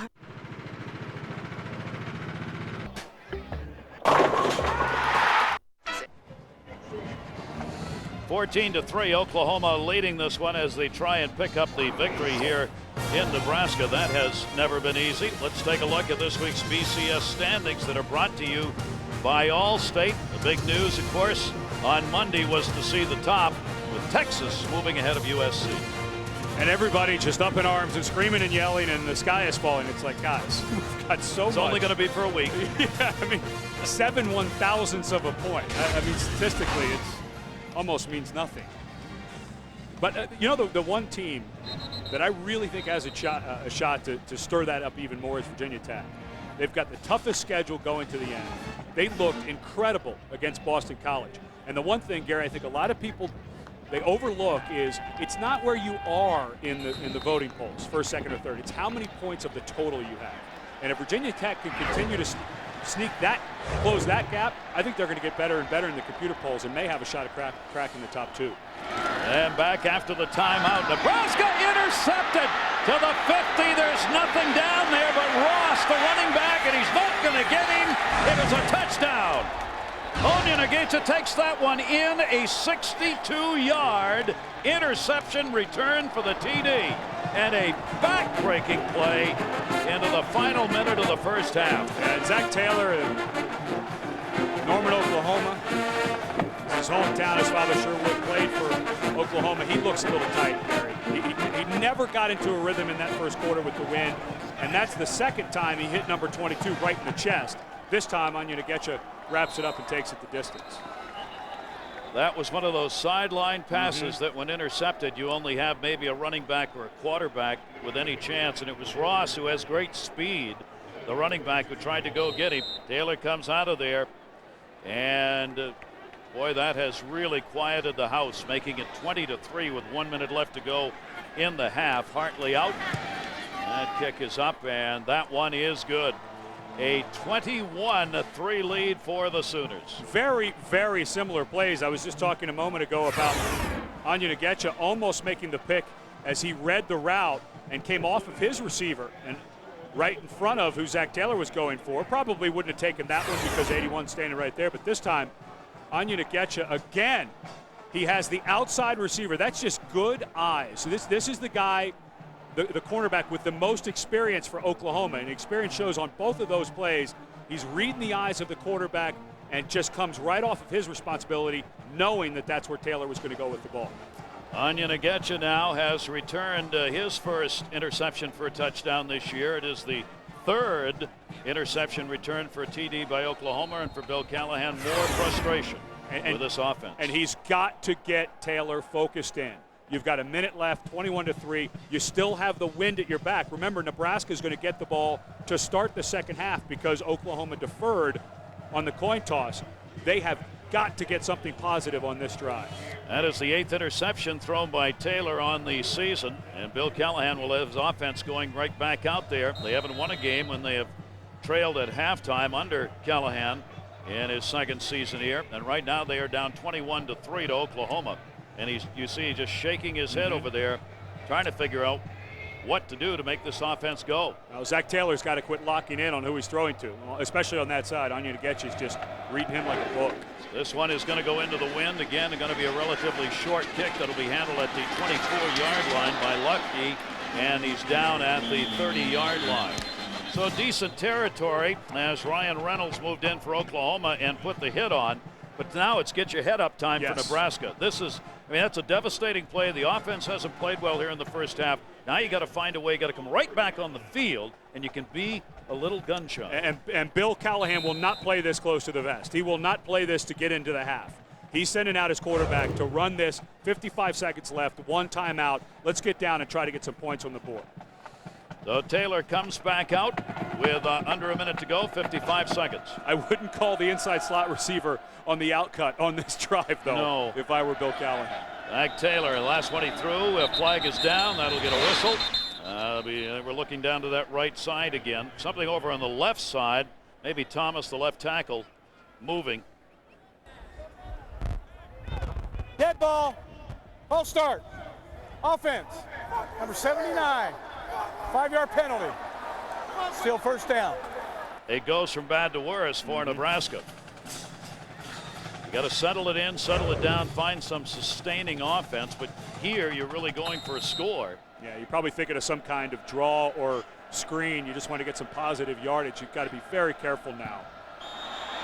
And another flag as probably no movement. Carl Pendleton, the number 68, the defensive tackle, crossed the line of scrimmage. Yeah, he was in the neutral zone, and opposite him, Josh Mueller, the tight end, moved. Dead ball. Contact. Yeah. Offside. Number 68. Defense. 5-yard penalty. Still first down. And I think Mueller caught a little bit of a break that Pendleton made contact because Pendleton gets back off. Watch the tight end up top, though. Watch Pendleton. He's going to get back. Oh, he made contact with the helmet. That's the right call. So they swap penalties, and it brings up 1st and 10 right back where they were originally. That ball gets tipped, and it's incomplete. Zach Taylor trying to get that over the line, but Corey Bennett, who is a redshirt freshman, 6'2", 275, got his hand up and knocked it down. Zach Taylor, this has been a very tough first half. And you know what, Gary? And I know they're down 21-3. I think it might be time to try to just run this thing out. It just feels like something bad may happen. And if I'm Oklahoma, I'm going to do everything I can to try to make them punt and go after it. Why not? The momentum's on your side right now. Taylor's 8 for 17 in the passing department, 58 yards, and an interception. He is back out of the shotgun in a big rush, steps up. Again, some room, lets it go, first down, and taken out of bounds. As they bring in 4 receivers, and Mulkey, who's had a couple of receptions, gets 11 yards on that one. He did not start and did not see a lot of action until the second quarter, but Grant Mulkey has come on and had a couple of receptions, and that one's good for a first down. This pass rush for Oklahoma has been a nightmare for Zach Taylor. Even when he's had time, he's not looked very sharp, but he's had to move up and out of the pocket on almost every drop-back pass so far today. Sooner defense 60th in the nation against the pass, 3rd against the run, but today they put good pressure on. Again, Taylor, again will step up. Ooh, boy, what a shot. Will not have a first down and not get to midfield, but he gets up in a hurry. Clint Ingram put the hit on him, the senior linebacker. 7-yard gain. Listen to this one.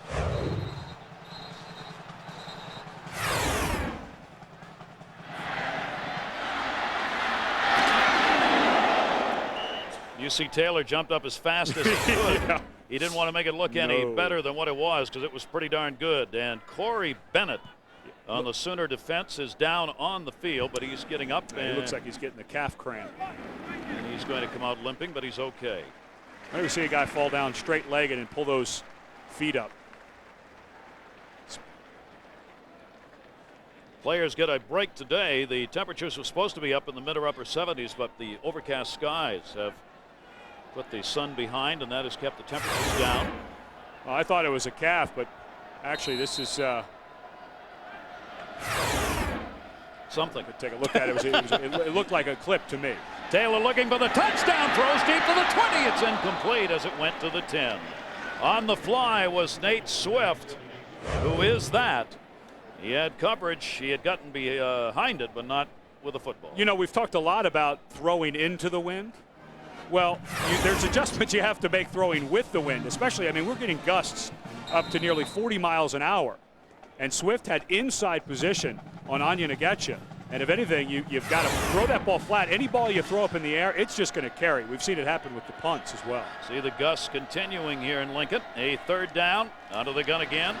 Looking very deep, very deep. Great protection, a lot of coverage. He moves over and just throws the Hail Mary. That's to nowhere. That bounces off a cameraman on the far side.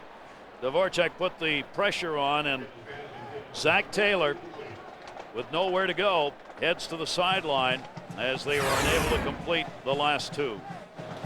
Well, Zach Taylor, I think he got a little greedy. He had the receiver. It looked to me like Todd Peterson's wide open as he cuts to that post, and he waited for too long and just couldn't come back down to it. We've heard some grumbling in the stands, and I think it's these fans don't ever think that Nebraska fans don't know their football. They know what they're looking at. I don't care if they ran the option here for 200 years. They know what a post route is. They know when guys are open, and I think that's part of the reason they're a little restless right now. Oklahoma's got timeout left with 1 second left to go. A timeout is taken here for Taylor. 9 for 20. Has not been a successful day working, and we've seen Peterson run for a couple of touchdowns, and then the interception on Inagecha, running that one back for the TD. So both the defense and the offense for Oklahoma have played a part in scoring in this game. Well, Zach Taylor's still trying to get comfortable in this offense. Remember, he transferred in from Butler Community College. He started his career at Wake Forest, went to Butler Community College, came in and won the job in the spring. But this is a massive, massive playbook. And I think early in the game, he just never got into any kind of rhythm. They had to run the ball almost exclusively because of the wind. And he just doesn't look like he's settled. Maybe putting a little too much pressure on himself, being from Norman, Oklahoma, maybe a little bit in his head. He has heard it all week, all the stories that have been written about his dad having played football on the other side at Oklahoma. He was never recruited by Oklahoma. Now gets a chance to play against them, and obviously that can wear on you a little bit as well as jack you up for the game. Now we'll get, you talk about deep coverage. Yeah. They're covering back at the 10-yard line here. As time runs out, the only chance to throw into the end zone and hope. Taylor puts it up, 3 receivers, 8 defenders, and it's incomplete, but there were 2 red shirts behind all the whites. Boy, the white shirts made a big mistake there, and that's the youth that Bob Stoops and his coaches, Brent Venables, have talked about. Where's these guys? You've got to get to where the ball's going to land as well as get it to its highest point. That's very close to 6 points. Let's go down to Mark Morgan. Gary, thank you very much, Coach. Why has your defense been so effective in this first half? Well, we've been really good against the run game, which is first and foremost, and then we've gotten some pressure to the quarterback, and guys are covering good. For a guy who's been banged up, Adrian Peterson has been stellar. Why? Well, his ankle's probably feeling a little bit better. It is, and he's got fresh legs. Just got to get that ankle better. Thanks, Coach. All right, let's take it back to New York. John Saunders, Craig James, and Aaron Taylor. Guys? All right, thanks a lot. Do you get the feeling that those people that are out there right now and not weeping for Oklahoma and saying, oh, Oklahoma's down, isn't that great, that they're going to be in trouble in a year or two? And I got another weeping feeling. How about Nebraska fans? You can almost play a dirty trick right now on Nebraska's offense. And the secondary at Oklahoma could act like they're going to try to defend the pass, fall down, and the receivers at Nebraska couldn't catch it. I mean, this is a terrible offense that's supposed to be getting better, and it didn't happen. And going back to what John was saying about Oklahoma, they are unbelievably talented. Oklahoma's problem this year has been that they've had some injuries on the offensive line and they're young at quarterback. You remove those, they have definitely have a championship defense. They're playing like it today. Yeah. That is where you want to build the nucleus of your team. Oklahoma's going to be good coming up. The teams they've played against, the 3 losses, 21-1, the combined records of those teams.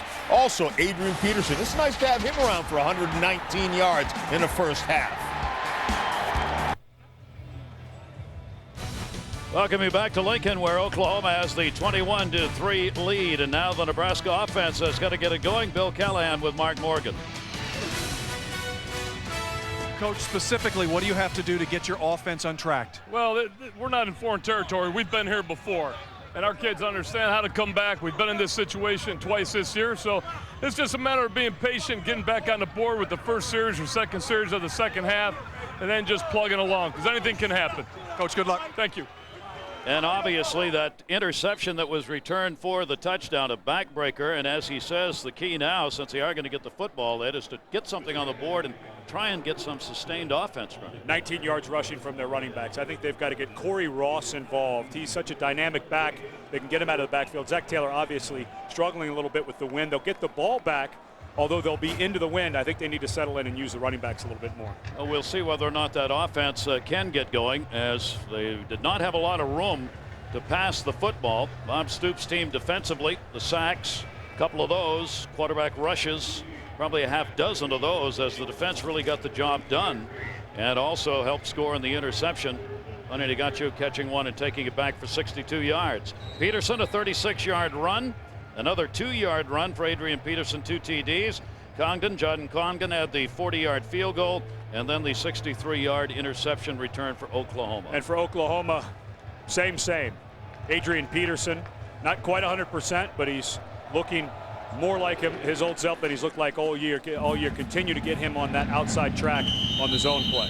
And again, with that wind blowing, it'll take that football all the way back into the end zone. We will end up with a 1st and 20. Nebraska, Tom Osborne, 73-97. Barry Switzer and he met up a few times because you both came in the same year in 73. Tom, Barry, it is great to have you with us. Tom, you had your team out there. 100 players returning from a national championship team, 95.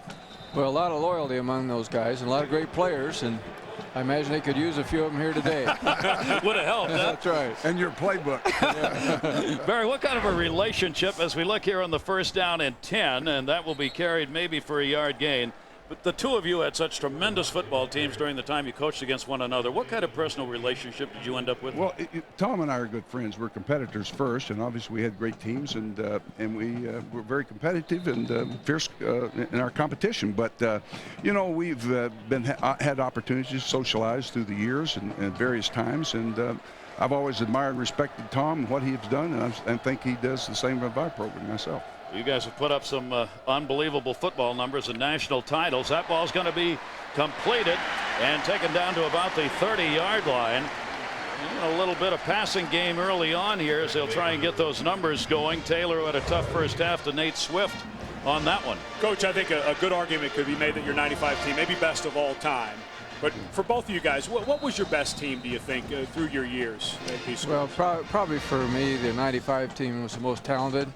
94 maybe the most cohesive, and the last one, 97, was good. But we played some great Oklahoma teams when they had the Selmans. That wasn't even fair, Barry, when you had those guys. Well, let me tell you this. I'm glad I didn't have to play against you in the 90s, Tom, because your teams were great. I didn't have to defend your playbook, your option game, Tommy Frazier, because you were totally the dominant team of the 90s. And we had our bats in the 80s, but I was glad I was out of the game when you had the 90s. Who was your best team, Coach? Who do you think? Mid-80s, we had a lot of good teams. 74, I had 8 guys that started in the NFL off my defensive team, and the Selman brothers, a bunch of guys in secondary, good linebackers. But, you know, I've had good teams throughout the years as Tom, but the 90s were great for Tom, and I'm serious. I'm glad I didn't have to defend those teams. Yeah, 2nd down and 4 coming up here as Nebraska tries to move the football. That will be completed, and that will be enough for the 1st down. So they do it in the air. Mark LaFleur, who did not have a reception, caught that one. He didn't have any in the 1st half, and a flag is down on the play. Gentlemen, I have to ask you, because we've talked to the current coaches about this. College football, especially here in this conference, has really changed offensively, and reactions to it. We're now seeing the spreads, the West Coast offenses, a lot different than what was existed when you were coaching. Let me answer this first. People ask me all the time, would Tom Osborne or my playbook win today? You bet it would. But there's no disciples of it. No one believes in it, so no one's going to run these offenses. The bogus, the spread, the shotgun, throw the ball around like this. But, yeah, you bet Tom playbook go hang half 100 on people any day as you want to. What do you think, Tom? Well, yeah, one of the tough things about playing Oklahoma early was they were the only wishbone out there, and you had 3 or 4 days to get ready for them, and it was impossible. Now, when more people ran the wishbone, you had a little better chance. But right now, so many offenses are so similar that the defense gets great repetition, and that's really helping the defenses to some degree. Yeah, it seems like a lot of the teams are playing a lot of the same stuff, and when the wishbone came in and things like that, the power option that you guys used to run, it's like everybody sees this, oh, that works. Was there a lot of that going on? I mean, you know, film started really taking hold when it turned to video because it was easier to move around. How much did the game change with that coming into play? Well, I think Barry certainly influenced offensive football, and several wishbone teams sprang up in the, well, there's another big play. He's having a big game. Dvorak's having a tremendous football game. He's knocked a couple down. He intercepts that one, and once again, Nebraska's offense unable to sustain any kind of a drive as Oklahoma's going to get the football back. Take a look again here in the interception. And I believe this is about the 4th ball that Zach Taylor has had tipped. Latimer does a great job on the blitz. His progress is stopped, so he just jumps up and tips it. And Dvorak, guys, we've talked a lot about, you know, he had some problems off the field, and he had to fight to get back on. He's really making the most of it. And it's nice to see a young man who had some difficulties in his personal life overcome those and have a great senior season. And be the captain of the team. Not a bad comeback there. Well, Oklahoma's got some good linemen, and they're kind of controlling the line of scrimmage. They have done that. That one fumbled in the backfield. And Bomar is going to be taken down for a loss as he'll be driven back to about the 39-yard line. Tom Osborne, Barry Switzer, we thank you very much for coming by. It's always great to see you. You added so much to the game. I know Tom can't bring this up, but I can. Go ahead. Is that I can't vote in Nebraska, but I want to vote for Tom for Governor State. He's going to hang a half 100 on whoever he runs against him. And he's a Democrat. And he's a Democrat. Killing him. Holy and a Nebraska coach. I vote for the guy. You just picked up a big supporter right there. Okay. Go hang half 100 on him. Barry, Tom, thanks very much, guys. Coach, thank you very much. It was a pleasure to have you up here. Thank you very much. Tom, thanks a million. Best luck. Two great names involved in the tradition of these two teams. Ball will be carried down to the 32-yard line, driven out of bounds as Peterson continues with a magnificent day. Well over the 120 yards in carries now. He's having his best football game of the season with that high ankle sprain that bothered him and was questionable as to how much he could play today is not bothering him so far. I'm just so shocked that cats and dogs are now playing together. Barry Switzer voting for Tom Osborne. Things have changed, haven't they? There you go. Get it off the field, and it gets a little easier to do that. This will bring up the 3rd down and 14, long yardage. Bomar back, dumps that one, and it is incomplete at the 5, and no flag on the play. Malcolm Kelly, the intended. Courtney Grigsby got in and broke it up. Let's check in with John Saunders. John. Ohio State and Minnesota all tied at 17 apiece. Part of the second half. Antonio Pittman is not touched. He could have driven a truck through that hole. 67 yards. His first rushing touchdown of the season. 24-17 Buckeyes. All right, John. That ball game involving some long plays. A 50-yard field goal attempt. Garrett Hartley has kicked a 52-yarder against Texas. The wind at his back. It is up. And it is good. So with the wind at his back, he puts it through a 50-yard field goal. So Oklahoma, after the interception, gets some points out of it, and they add to their lead as they are up 24-3 here in the 3rd. Hadn't scored in the 3rd quarter in the last 3 games. They get a field goal here, though, to start it out. Coming up second half of our college football doubleheader. Most of you are going to see Iowa State take on Texas A&M. Others, Purdue, Penn State, Maryland, Florida State, Washington State, USC. Next, right here on ABC Sports. Check your local listings. I can't get enough of Little Red. First time I saw him was in the Lucy's back on the field, by the way. First time I saw Little Red was I went to that Fiesta Bowl. You know, we showed the highlight from the '95 team. Waxing Florida 62-24. I was playing for the Cardinals at the time. We went to the game. Sat right down by the field. We watched more of Little Red than we did the game. I mean, the game was boring. I mean, they just were all over Florida early. But that guy's great. What do you think he'll be wearing for Halloween? He gets to take it all off. Yeah, and just goes you know, off. I saw the guy wears that walk into the stadium. It comes in this huge duffel bag. It's monstrous. That one's going to be kicked with that wind again, blowing it through the end zone. So Nebraska's going to take over again, 1st and 10. And for Dusty Dvorak, it has been a very big day. Mark Morgan. Right, he's had an outstanding game, and surprise, surprise, Dusty was a little wacky when he was younger. I spoke to him yesterday, and he told me when he was 9 or 10 years old, he and his 2 brothers and some neighborhood kids would go away from their house. They would build forts in pine trees about 10 or 12 feet up. I'll continue this story in just a second after this play. We leave him dangling in a tree right there. They hand off to the 20, and Ross will bring it up to about the 26-yard line, 6-yard gain, Mark. So as I said, Dusty and his buddies would go 10 to 12 feet up in pine trees and build forts, and then they would put on 2 or 3 jackets, 3 pair of sweatpants, 4 or 5 hats, and then jump out of the trees, grabbing branches as they would go to kind of break their fall before they hit the ground. Dusty said it was kind of a wintertime activity. He said, well, it seemed like it was a lot of fun when I was a kid. I asked him what his parents thought of this, and he said, they never knew. Right, Ed, and you also didn't seem surprised at this at all. Did you have an adventuresome side as well, Ed? You know, we actually did that a couple of times. We did it in oak trees in my neighborhood. That is Ross again on the carry. Ingram came in, and there'll be no gain on that.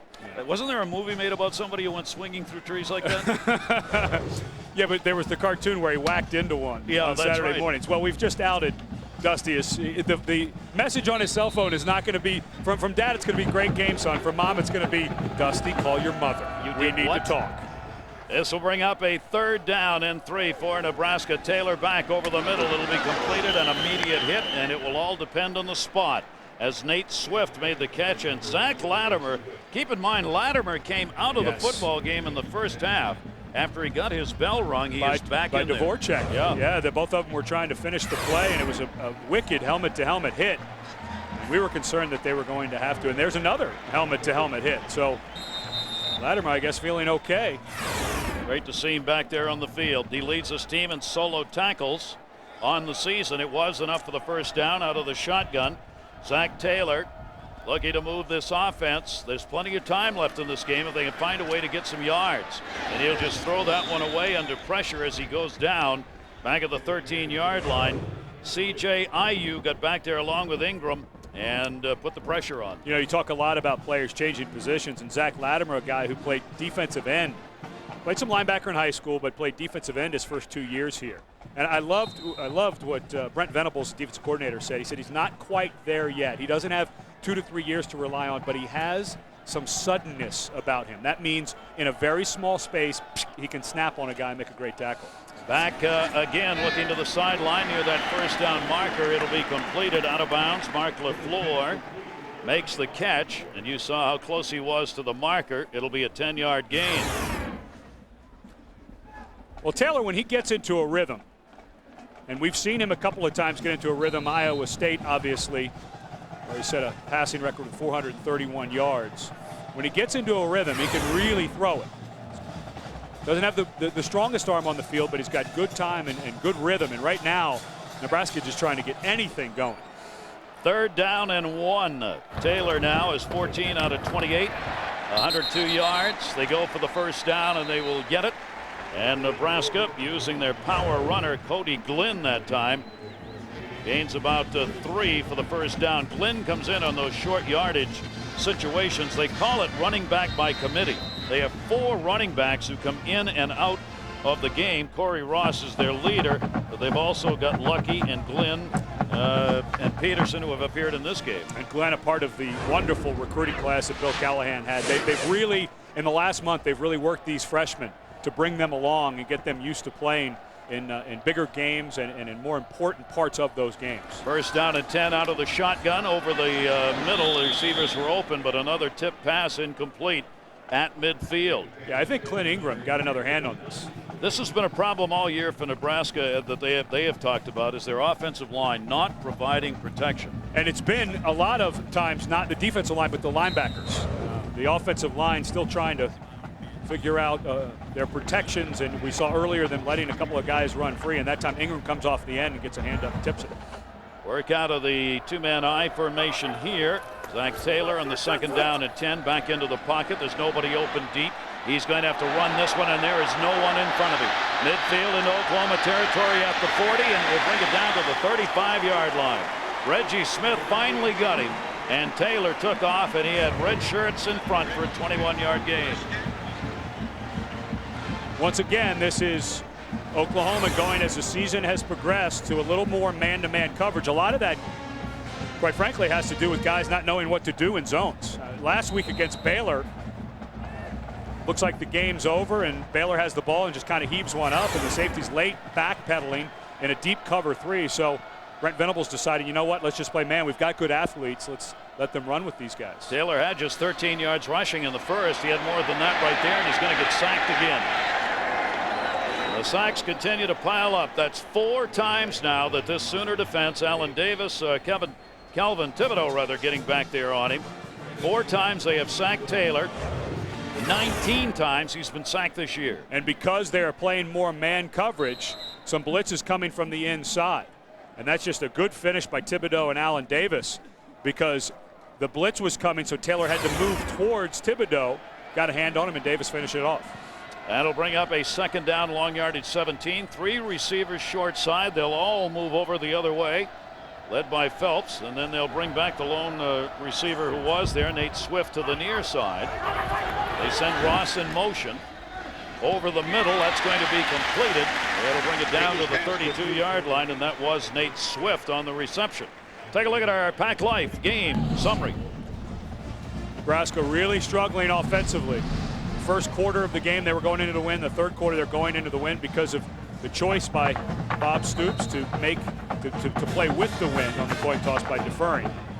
And last week, you mentioned earlier in the game, -2 rushing yards. Today, obviously, a little bit better, but they just haven't been able to get any kind of consistency in this offense. It looks like they just haven't found something they can sink their teeth into and call it play after play. Only 51 rushing yards for Nebraska as opposed to 149 for Oklahoma.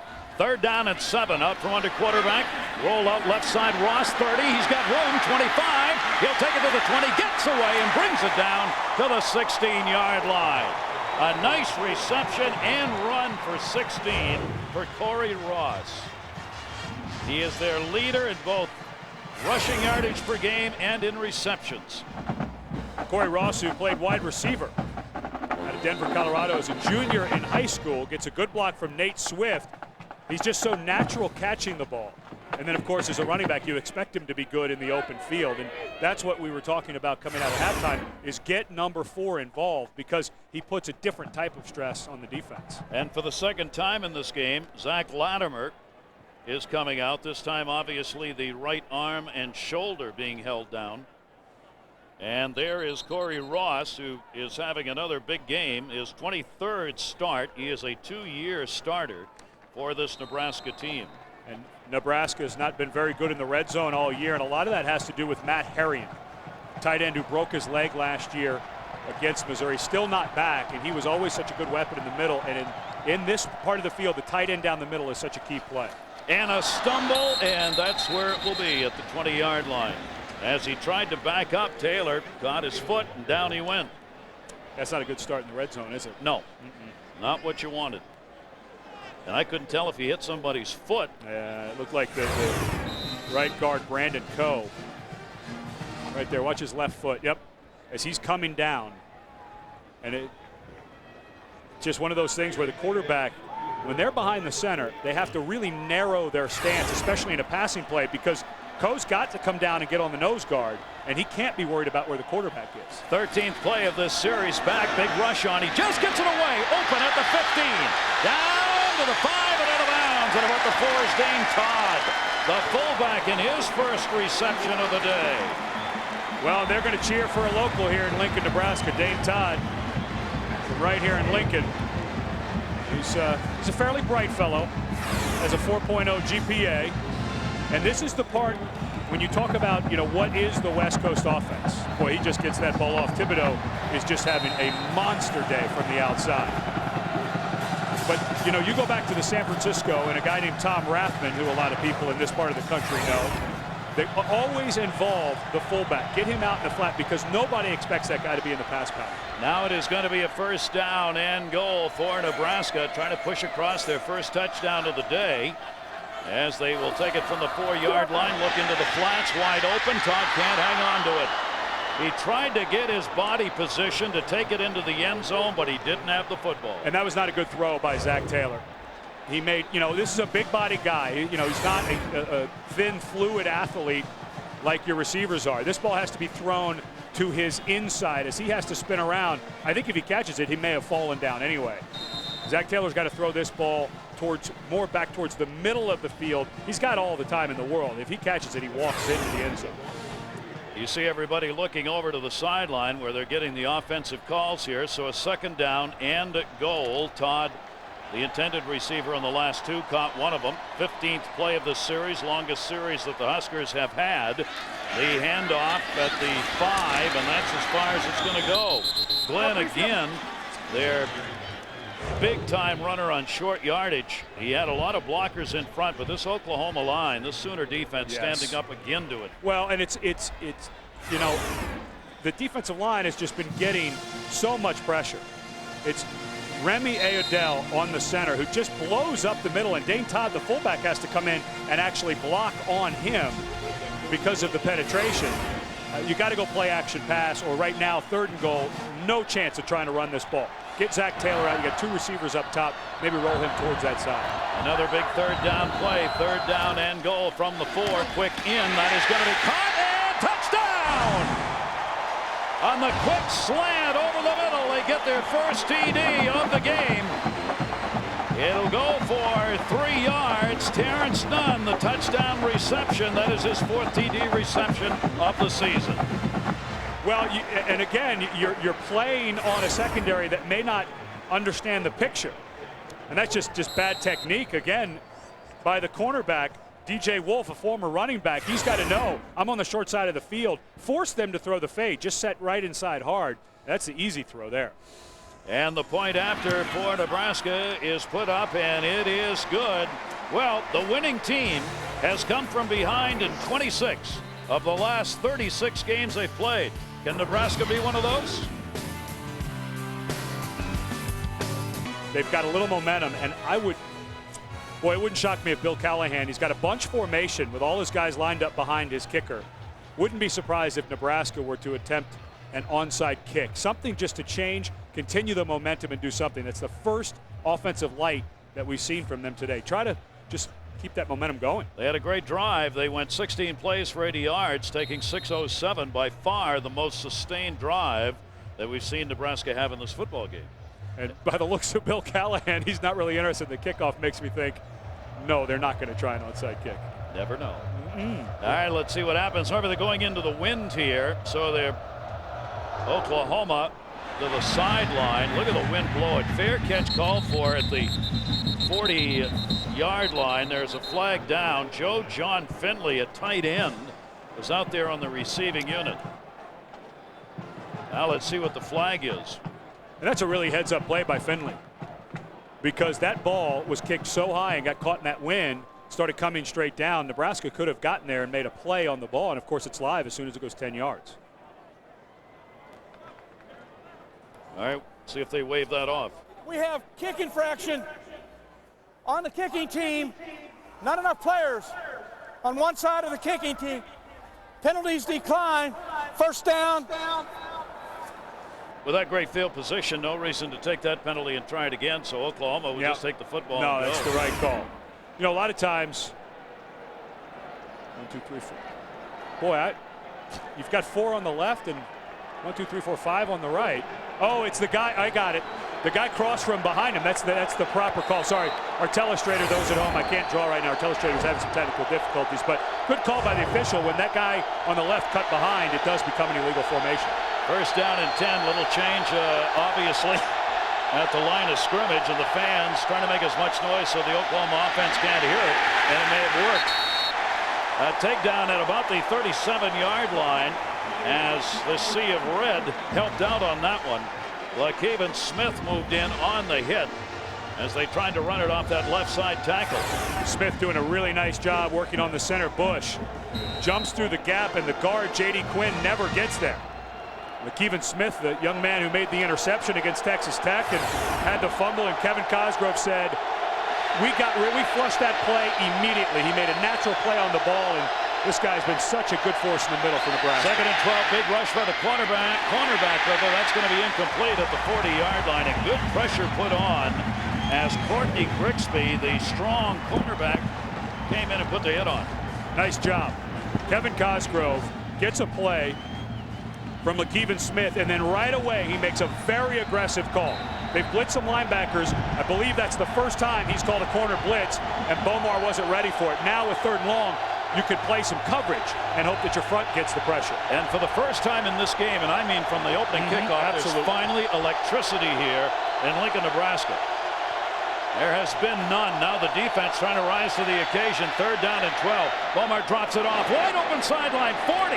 Midfield. Into Nebraska territory, and a first down at the 42-yard line. Jones on a 22-yard reception. And I mean wide open. This could not have been a better play call by Chuck Long. Pressure again coming. I was a little surprised that more pressure came there, not zone. And because the motion moved over and you had man coverage, that guy had to run with him. Well, the defensive back who vacated that area, vacated the area exactly where the call was for the screen to Jones. What a brilliant call. He won Jones on the 1st down and 10. Fans trying to get right back in it here, and that'll be a takedown on Peterson back at the 45-yard line. Good penetration by Jay Moore, and let's check in with Mark Morgan. Mark. Gary, you saw Kewan Jones a minute ago. He told me yesterday his biggest fear is spiders, and he told me he probably picked that up from his mom and sister. They were terrified of them when he was growing up. Kewan is a senior, and he still remembers the very first spider he killed when he came to Norman in his first apartment. He told me he killed it with a shoe, but now he does enjoy watching the Discovery Channel, especially when the subject is, yep, spiders. So he remains afraid, yet apparently fascinated. He also said his teammates don't know he's scared of spiders, but again, I guess they do now. You're just letting too much info out here today. That one is going to be caught one-handed, and it is out of bounds. And that's very reminiscent of the catch that Malcolm Kelly had last week against Baylor as regulation was running out. And this one very close. Remember, we were talking earlier, this is the guy. 1 foot. Nope. No, and that's the right call. It looks like he may have possession, but until he truly possesses it, he's got to have a foot down. But this is very close. The one against Baylor, even closer. 3 out of 10 third down conversions. This is a big play for the Huskers defense. And because of the diversity of the running backs, I would not blitz here. You got to play zone. That's what hurt you on the last one. Work out of the shotgun on the 3rd and 13. Looking to the near sideline. A lot of bumping going on. It's completed. It is not a first down. Malcolm Kelly, again, the 6'4" receiver, hauls it in, but a 9-yard gain is going to leave them about 4 shy of the first down. Yeah, and Bob Stoops over there looking for a better spot. Gary, it looked to me when he caught that ball and was wrapped up by the defender that he was about a yard shy. And I would think if it were about a yard that Oklahoma would go for it. Yeah, he gets pushed back there, but it's where the defender first hit him and stopped his momentum where it's supposed to be spotted. Probably lost 2 yards. At least, yeah. 2 yards on that. It'll be a 52-yard attempt as Garrett Hartley, who has kicked big field goals here in this game already, will try for another one. The ball gets away, and there's where it will be down. Nebraska gets a break. On the snap, Garrett Hartley down. Great field position for the Huskers to take over. Jacob Rice on the snap, unable to hang on, and Rigoni came back and recovered it. Right through the hands. Can Nebraska take advantage of fine field position?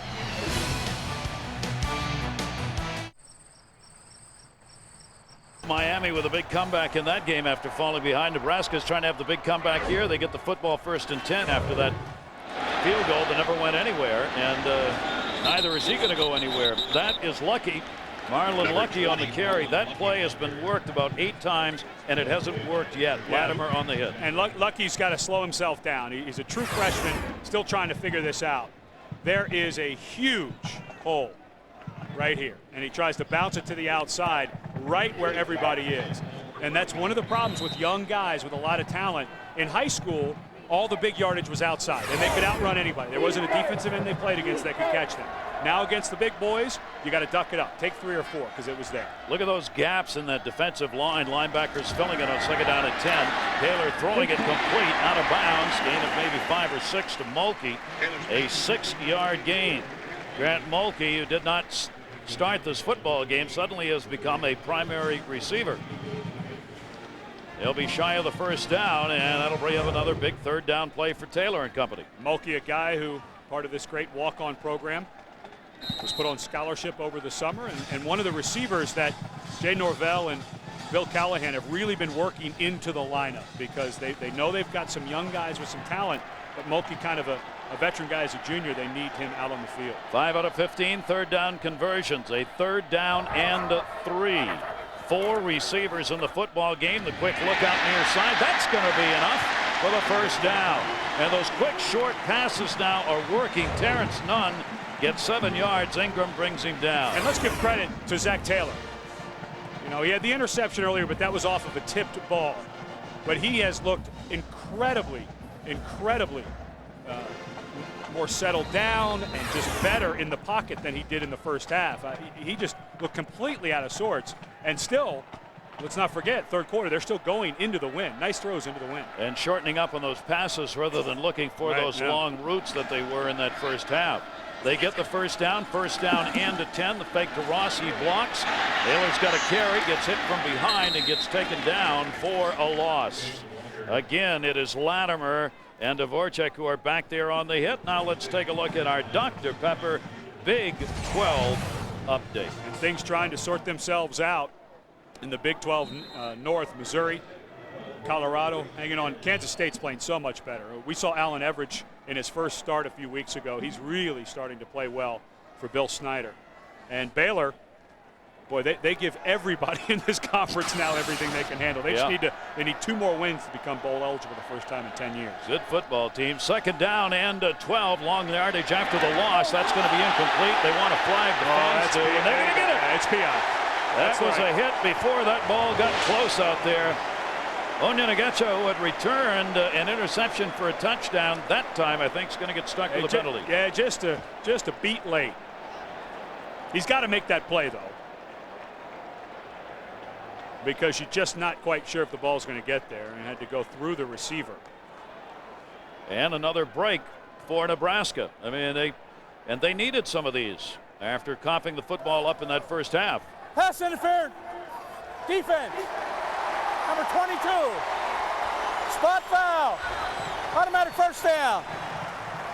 Onyenagacho just right on the spot. He had a dropped interception earlier, and then he had, of course, the interception return for a touchdown. Here, he's just going to drive on this ball to Terrence Nunn. Ooh-wee. I don't know, Gary. Close. I don't know. From up here, it looked like he got there early. That one might have looked like about the exact same time. First down and 10, ball at the 25-yard line. Ross on the carry, and again, there is no room. This Oklahoma defense, which even the Huskers coaches said was outstanding and maybe the best front seven that they've ever seen this year, they string plays out. You cannot get around them. Well, and we've talked about their secondary a lot, but it's the front seven. I mean, come on. You're looking at an NFL guy, Dusty Dvorak. Pendleton's look fantastic. This is the number 3 rush defense in the entire country. Now, there's always the argument, well, yeah, because everybody throws it on him, but I think it has a lot more to do with that front seven than that. Well, they'll let the time expire. Nebraska's gotten themselves back into this football game, 24-10 as we head to the 4th. College football will return after this message and a word from our ABC stations. You're watching ABC Sports Championship Television. Football on ABC Sports Championship Television.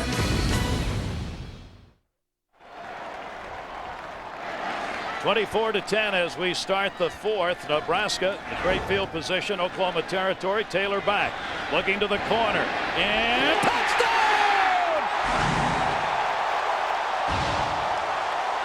Swift, and Nebraska's back in it.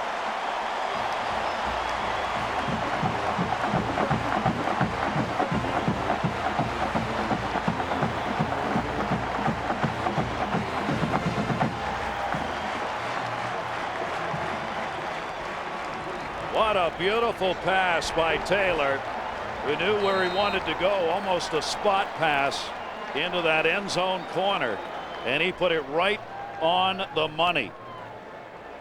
Jordan Congdon will come out for the extra point. It is up, and it is good, and hang on.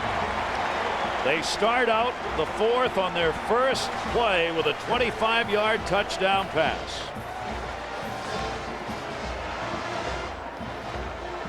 You got to believe, and you got to get your players to believe with you. That's what we've talked about in this Nebraska offense. It looks like all of a sudden they started believing. And a lot of this has to do with protection. Here's Swift right here. He's going to run to the inside, and then he's going to break back to the outside. This route takes forever to develop. Thibodeau again runs by, but Taylor just buys himself a little bit of time. And right away, Onyenagacho just slaps his hands and puts his hands on his head because he knew that he got beat back to the outside. He was protecting against the post and was late getting back outside. But again, it started with protection, which Nebraska has not had. If you even go all the way back to last week against Missouri, this 3rd quarter and 4th quarter, first time they're starting to get some protection for Zach Taylor. The second touchdown reception on the season. Swift today, 7 catches, 75 yards and a TD. A series that took 240, 6 plays and 48 yards. And Nebraska, that had no offense to speak of in the first half, has had 2 fine drives in the second half. The way you defend Adrian Peterson is leave him on the sidelines. Over 11 minutes of possession in the third quarter. That ball's going to be taken at the 3-yard line. Lendy Holmes. Ouch. Down he goes. Fumble? No. They're saying no. But boy, there was some kind of hit right there at the 14-yard line, and Rigoni's been involved in a lot of that today. Let's check it again with John Saunders. Gary, earlier we showed you Antonio Pittman with a long touchdown run. This one just 4 yards, but he gets his shoulder square, gets into the end zone. Ohio State back up with a 2-touchdown lead, 38-24. Plenty of time left in the fourth quarter, and both defenses are having problems stopping the opponent's offense. Great. Another big early game today, John, on the update, along with this traditional rivalry, as Oklahoma and Nebraska both battling for a bowl spot, while Nebraska is hoping maybe for a Big 12 championship berth still.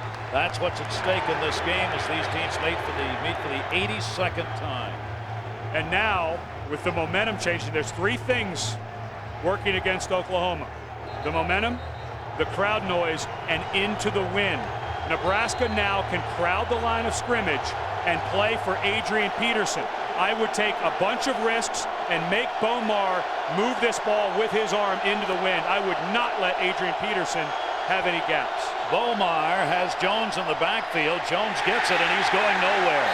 Now the Nebraska defense trying to rise to the occasion as Titus Adams, the 300-pounder who moves a lot quicker than you'd think a 300-pounder could, has had a number of hits today. And I don't think right now's the time to be running sideways. We've been talking about the difference between I runs and run gun. Watch how the running back has to come sideways.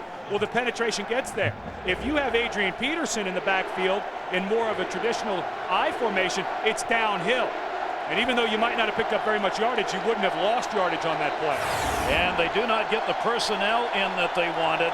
Oklahoma had to call for a timeout. They were looking over at the sideline and will have to use up a timeout because they couldn't get their people in. Nebraska applauds that. Nebraska's back in at 24-17. They trail.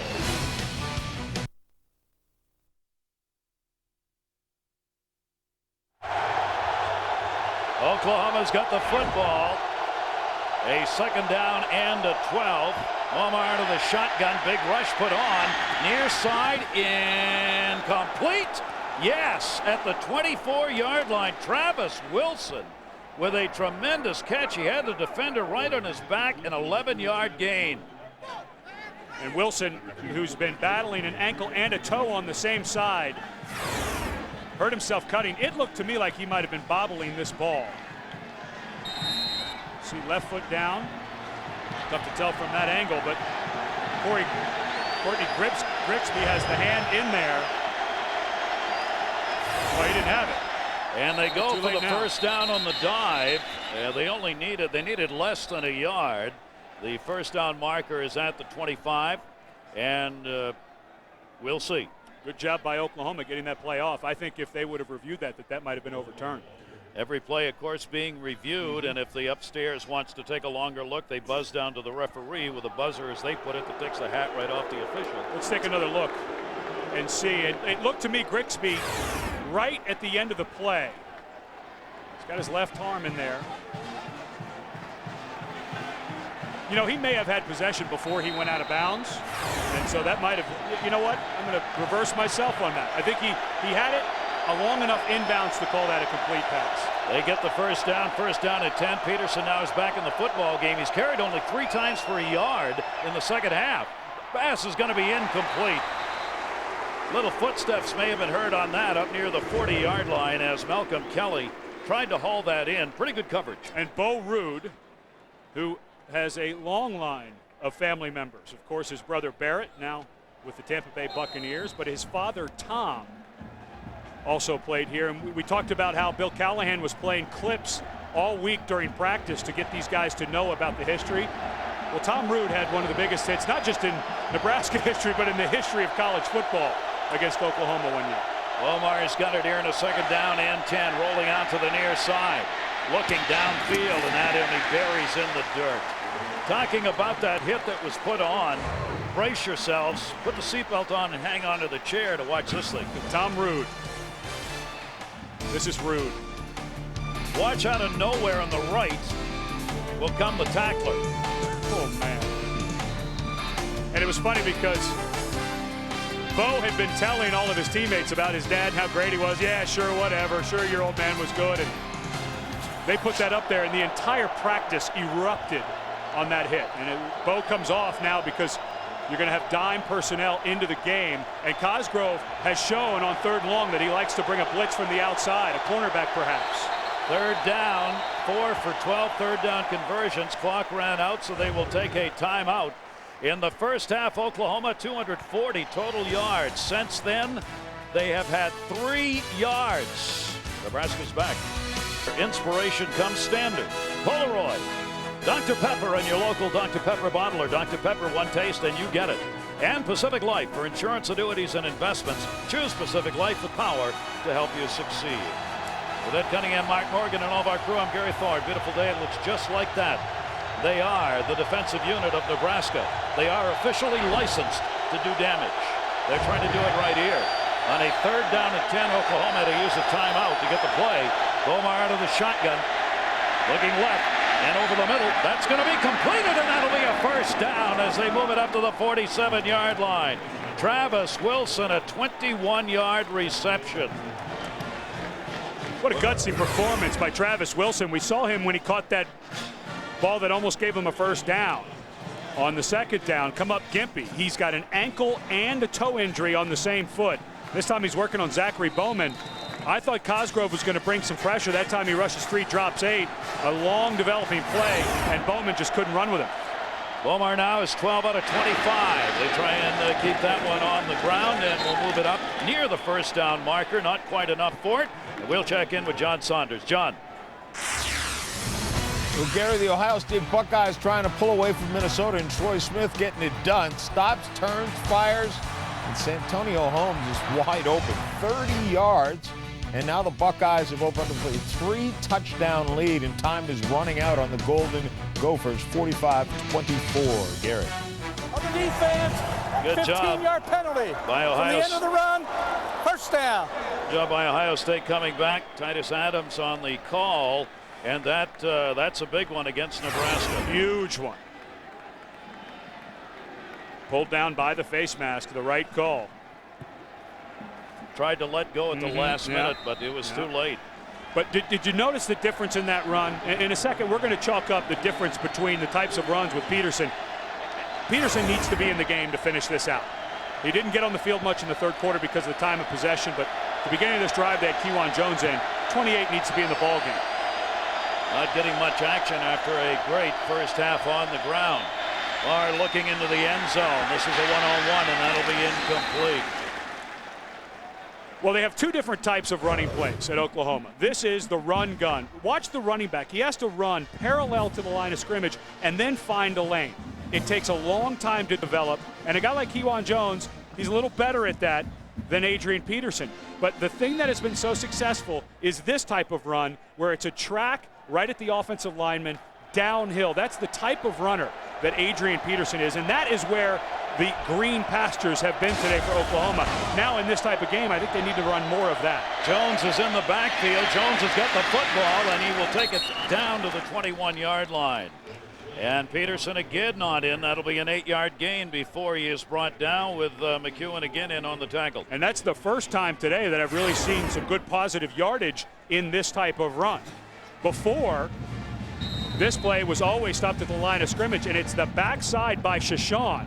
It's the seal-off by Shashan that allows that play to go. Now you've got to be careful if you're Nebraska. The defensive end came down. If Bomar fakes that handoff and he takes off, there's a lot of yardage to the outside. See the rushing yardage, 45 for Nebraska, 159 Oklahoma. They use that big shift again under center. Bomar on the 3rd down and a 2, and they're not going to get it. The Nebraska defense rises to the occasion again. And that time they brought Peterson in, and he was about 8 yards back, but Carricker moved up and put the hit on. Boy, this is not an easy field goal for Garrett Hartley. Lakeven Smith wanted a hold, and he absolutely got tackled. But that's just a good finish on the play. But now you're looking at Hartley with a 40-yarder. I've got to think with the wind the way it's been gusting, this could equal a 50-55 yarder if he doesn't hit it true. And he may want to drive it, which obviously gives the already got one defense block, a better chance to go after it. A 40-yard kick. He is 1 for 3 so far today, as Cody Freeby, number 17, will do the holding, and they fake it. He's going to run with it. Hartley's going to the 20. Hartley will be taken out of bounds after he gets the first down. The fake field goal works, and it'll be a 1st and 10 for the Sooners. And Oklahoma is now 3 for 3 on the year on fake kicks. They had a fake field goal against Kansas for a first down. They had a fake punt against Texas for a first down. And this is a wonderful call by Bob Stoops. Into the wind. He's already had a kick blocked on this side of the field. If you don't get it, it's still a great field position, because a block kick returned for a touchdown, there's no way you want that to happen. What an excellent call by Stoops. And you saw Nebraska set up to try and block it, so they had nobody on the outside. First down and to 10. Turn to the 10. Down to the 5. Touchdown for Jones. The fake field goal, a first down, and a 17-yard touchdown run. And a very big series as the Sooners go up 30-17. You know, Gary, this is the first time in 40 meetings that neither of these teams comes in ranked. But it just always has that feel of a big game. I don't know, and just looking at the history of college football, if there's ever been a guttier coach in situations like that than Bob Stoops. He just consistently makes calls in tight spots, in tough, difficult situations. Because even though this is not a normal Oklahoma-Nebraska with 1 versus 2 or 2 versus 3, it felt like the momentum was starting to change to Nebraska's side. What a great call on that fake field goal. And you see there's some real jawing going on right there. They're taking Callahan. They had to move him off the field. He had come out on the field, and the official went over and warned him, as he is really upset about that last play and the penalty that he believes should have been called that was not. Yeah, it looked like Malcolm Kelly may have gotten away with a hold. And that was the crowd saw it happen and wanted the call as well. Extra point attempt, and this time he is going to kick it, and it is up, and it is good.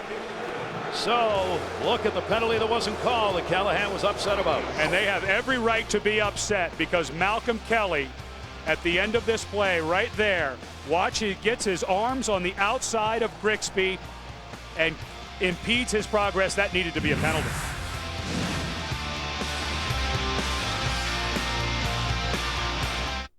The 2000. Kewan Jones, his 3rd touchdown, and a very important one here as Nebraska looked like it had momentum back. And here's what the coaches saw up top. They knew they were coming. Rigoni comes to the inside, and he's just going all out to try to get the block. This is an excellent call. And he just could not recover to the outside. And like I said, this is the 3rd time this year that a fake kick has worked, and then they finish it off. And Kewan Jones, who was suspended last week against Baylor for violating a team rule, and that he already had a running back down with Adrian Peterson, so they had to go to the 3rd and 4th string. Of course, they've got pretty good production out of Jacob Gutierrez, but Kewan Jones is over 2,200 yards on his career. He's a pretty good back. Well, now it's Nebraska that's got to dig down a little bit deeper to try and find the offense yet one more time. Into that wind, a live drive kick. That's Bobble picked up at the 5. That's Green. Green gets it back up to the 20, 25, 30. Good recovery, and brings it up over the 30 to probably the 32-yard line. Reggie Smith put the hit on him. 1st and 10 for the Huskers.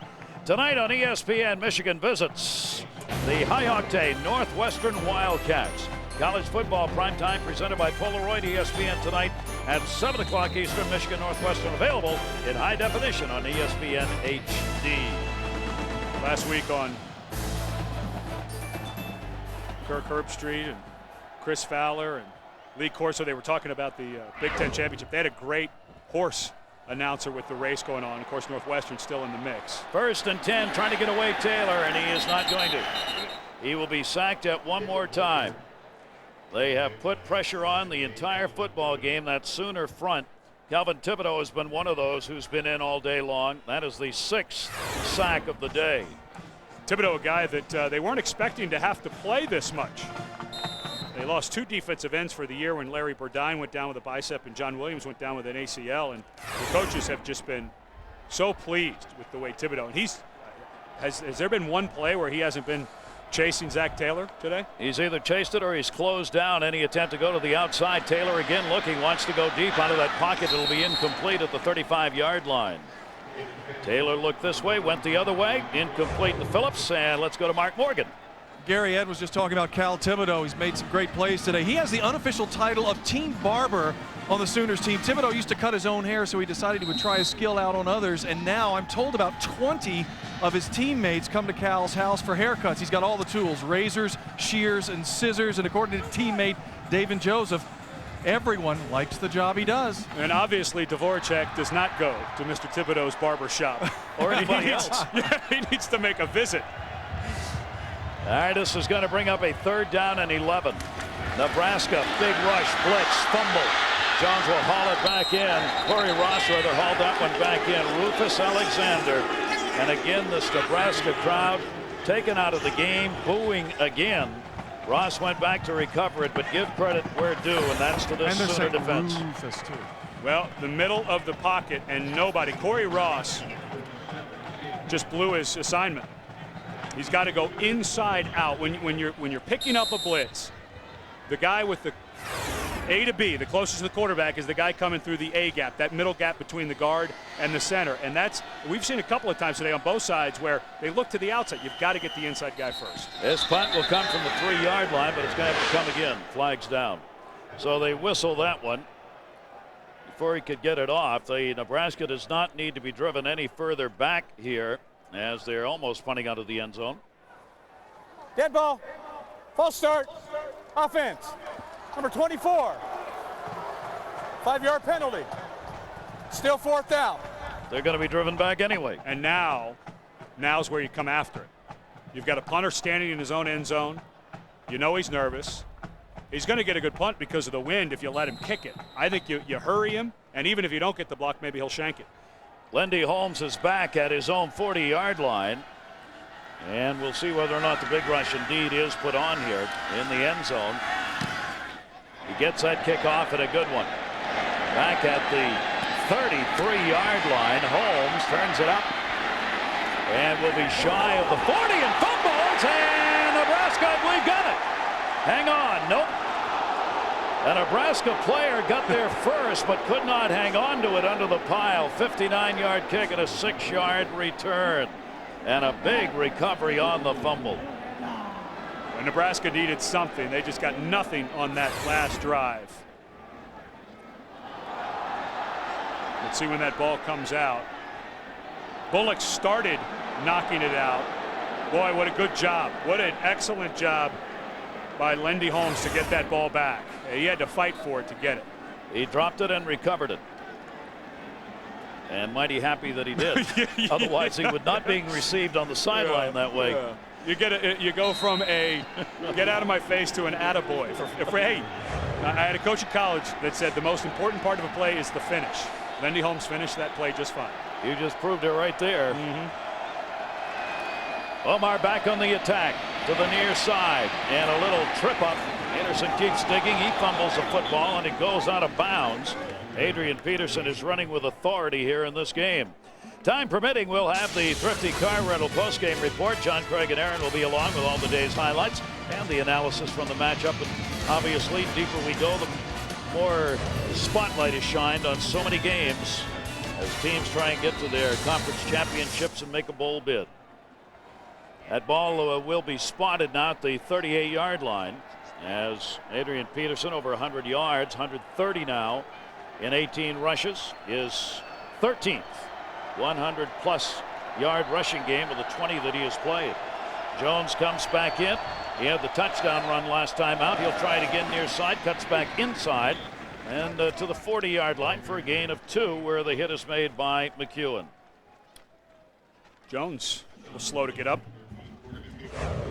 Talking with J.D. Runnels, the fullback, yesterday about with Adrian Peterson out for spring ball, and then he's been out quite a bit during fall camp with the injuries. It's allowed a lot of the other running backs, including Runnels, who typically has been just a fullback kind of player, to get more involved. And this is the type of area, third and medium, where a fullback, if he can catch it, is a really good weapon out of the backfield. And Runnels indeed can catch the football. He's had 10 receptions. They flare Jones out to the left side, run the little screen near side, and not going to go anywhere with that. Maybe to the line of scrimmage or a yard loss. Brandenburg moved in. Lance Brandenburg put the hit on, and the Nebraska defense rises to the occasion again. Good recognition by Brandenburg. And they were setting up. We saw Runnels on that fullback screen earlier in the game that picked up a first down. A good adjustment by Kevin Cosgrove to say, hey, recognizing personnel is important, not just by formation, but by people. And Runnels, a guy who they're not going to use very much. Well, they've already seen it. They went back to the well, and checkmate by Cosgrove. Sophomore Cody Freeby back to do the punting. Terrence Nunn is standing back at his own 25. Nebraska shuffling up front. A good snap, kicking into the wind. Flag is down. There'll be no play here. Flag's down on the punt, and they were dropped all over the field. May have run out of time on that. Yeah, Nebraska was shifting all around, showing a 10-man rush. And Oklahoma was trying to adjust to it. Delay a game. Kicking team. Number 17. 5-yard penalty. Repeat 4th down. Oh, bring it back and try it again. We want to thank Kenny Mossman, Oklahoma, Keith Mann, Nebraska, the SIDs, who helped us out all week long in gathering information and gathering people, in fact, to help us prepare. Guys, we appreciate the effort. This is going to bring up a 4th down and 12 now. So this is going to move the returner back up to the 35-yard line for Nunn. Again, Nebraska shuffling people around. And I mean shuffling. So Oklahoma just waits till everybody stops moving. Again, the high kick shanked to the near side, and it will take a bounce for Oklahoma and go out of bounds. And 1st and 10. And while we've got a moment here after 38-yard kick, let's take a look at the bigger picture in college football. Well, we'll look at the national picture, but I think the people that around the Big 12 that'll like about the midterm report card. We'll start down in the SEC. The biggest surprise for me, by far, is Mike Shula growing into the role of being a head coach, unranked to 5th in the BCS. For me, the best player, and listen, Reggie Bush is sensational, but I have seen Vince Young, as have you, and I think right now he's the best player in the country.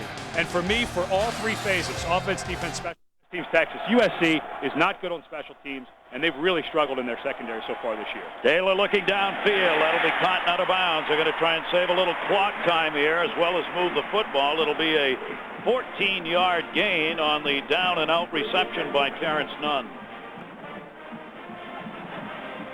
Now, Nebraska's had an entire football game where it's been one uphill battle. The whole first half, the offense wouldn't work. They got back into it. They got the crowd back into it second half. And then Oklahoma able to take advantage on that fake punt and move it along and score a fake field goal and then score a touchdown after they picked up the first down. And right now they're going to try to conserve some clock. Anything they get near the sideline or beyond the sticks. Taylor all day long has been passing with no one in front of him. It'll be completed to Corey Ross and out of bounds. The Oklahoma defense, Sooner defense, has just said to him, go ahead, you want to run the football, you run it. But if you're going to pass it, you're going to have to throw with at least single, if not double coverage. That's what Brent Venables and Bob Stoops have been fighting all year. And a lot of people might say, oh, they're playing a little too soft, they're not being aggressive enough. But they've been burnt so many times over the top. Example A is last week against Baylor. When they're in a deep coverage, they're up by 8, and a guy runs right by the deep middle safety. So right now, they're going to make Taylor earn every inch, and Taylor's got to work the sidelines because the clock's starting to be his enemy. Taylor looking downfield, this time wide open in the middle, and a big hit, but it's caught and held on to. Well, that's going to be at the 14-yard line, but what a hit was put on Nate Swift. 28-yard gain, Reggie Smith got him. Swift getting his first start, a running back out of Hutchinson, Minnesota, takes a shot.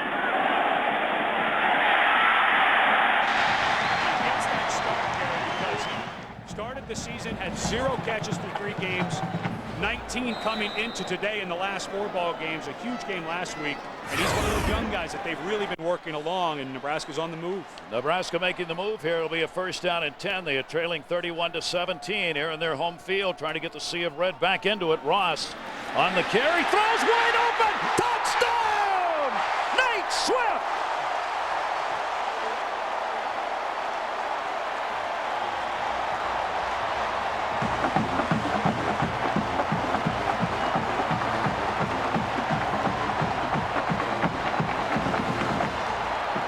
The first pass that Corey Ross on the option has thrown from his running back position this year, and Nate Swift could not have been more open if he'd have been out in one of the cornfields here in Nebraska. I mean, there was nobody around him. Extra point coming, Congdon. So they do it in a hurry, getting on the board, and that's what they needed. And the kick is up and good, and here comes Nebraska again, 31-24. Well, a bunch of freshmen playing in the secondary, and Reggie Smith comes up and gets sucked right in, and this is an easy throw. Great call by Bill Callahan against an inexperienced secondary. Looking back. Swift with the touchdown catch, 31-24. 4 plays, 70 yards covered. Swift is now 9 receptions, 116 yards, and 2 touchdowns for Nebraska. That's nothing. He had 135 yards last week. I mean, this guy has been great, and the key to that drive, we were talking about how they were working the sidelines. 40 seconds to cut it to 7. What a great drive. Just what they needed. Bill Callahan's team continues to respond, and there's still time. 5:56.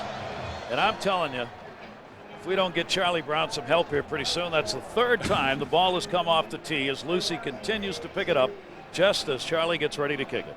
I don't know why, but when I was playing ball and we'd play in windy stadiums, I just always got a laugh out of that. Well, and I'm going to keep saying the Lucy joke until it becomes funny. Okay, that's good. That's good. I like about that. the 17th time it'll become humorous. Hey, for the beloved Charles Schultz, the late great who drew the Peanuts column. It worked every year, every football season. And if I'm not mistaken, one of the greatest Halloween specials of all time. The Great Pumpkin. you blockhead, Charlie Brown. That one with the wind will drive it back into the end zone, and there it will be down. So now the Nebraska defense will go to work. Here's our Pacific Light game summary. Well, a game that Nebraska has just looked like they've been out of it. And a lot of times, a couple of different times, because Adrian Peterson, who has come back and run very well. But Zach Taylor, who really played poorly in the first half, has looked great. And they have found a new player in Nate Swift, and then a brilliant call by Bob Stoops. And this drive, you felt like it might have been putting the game away. But then 40 seconds to score, and an excellent call by Callahan. He knew the safety was going to come down, the freshman, and Corey Ross. You don't even have to throw it perfect when it's that wide open. It is Peterson who's come in now to try and run the football and give him a little room maybe as they come from under center. Bomar turns, gives it to him straight ahead. Not much room there. The cornerbacks come up to drive him back. And they blow the whistle. They got to blow the whistle. Wow.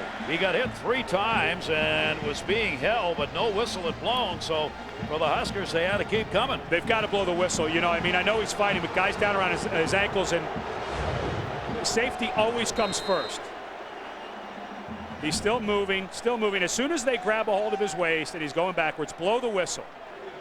Remember, this is a guy who's nursing an ankle as well. That high ankle sprain he's had from game 1.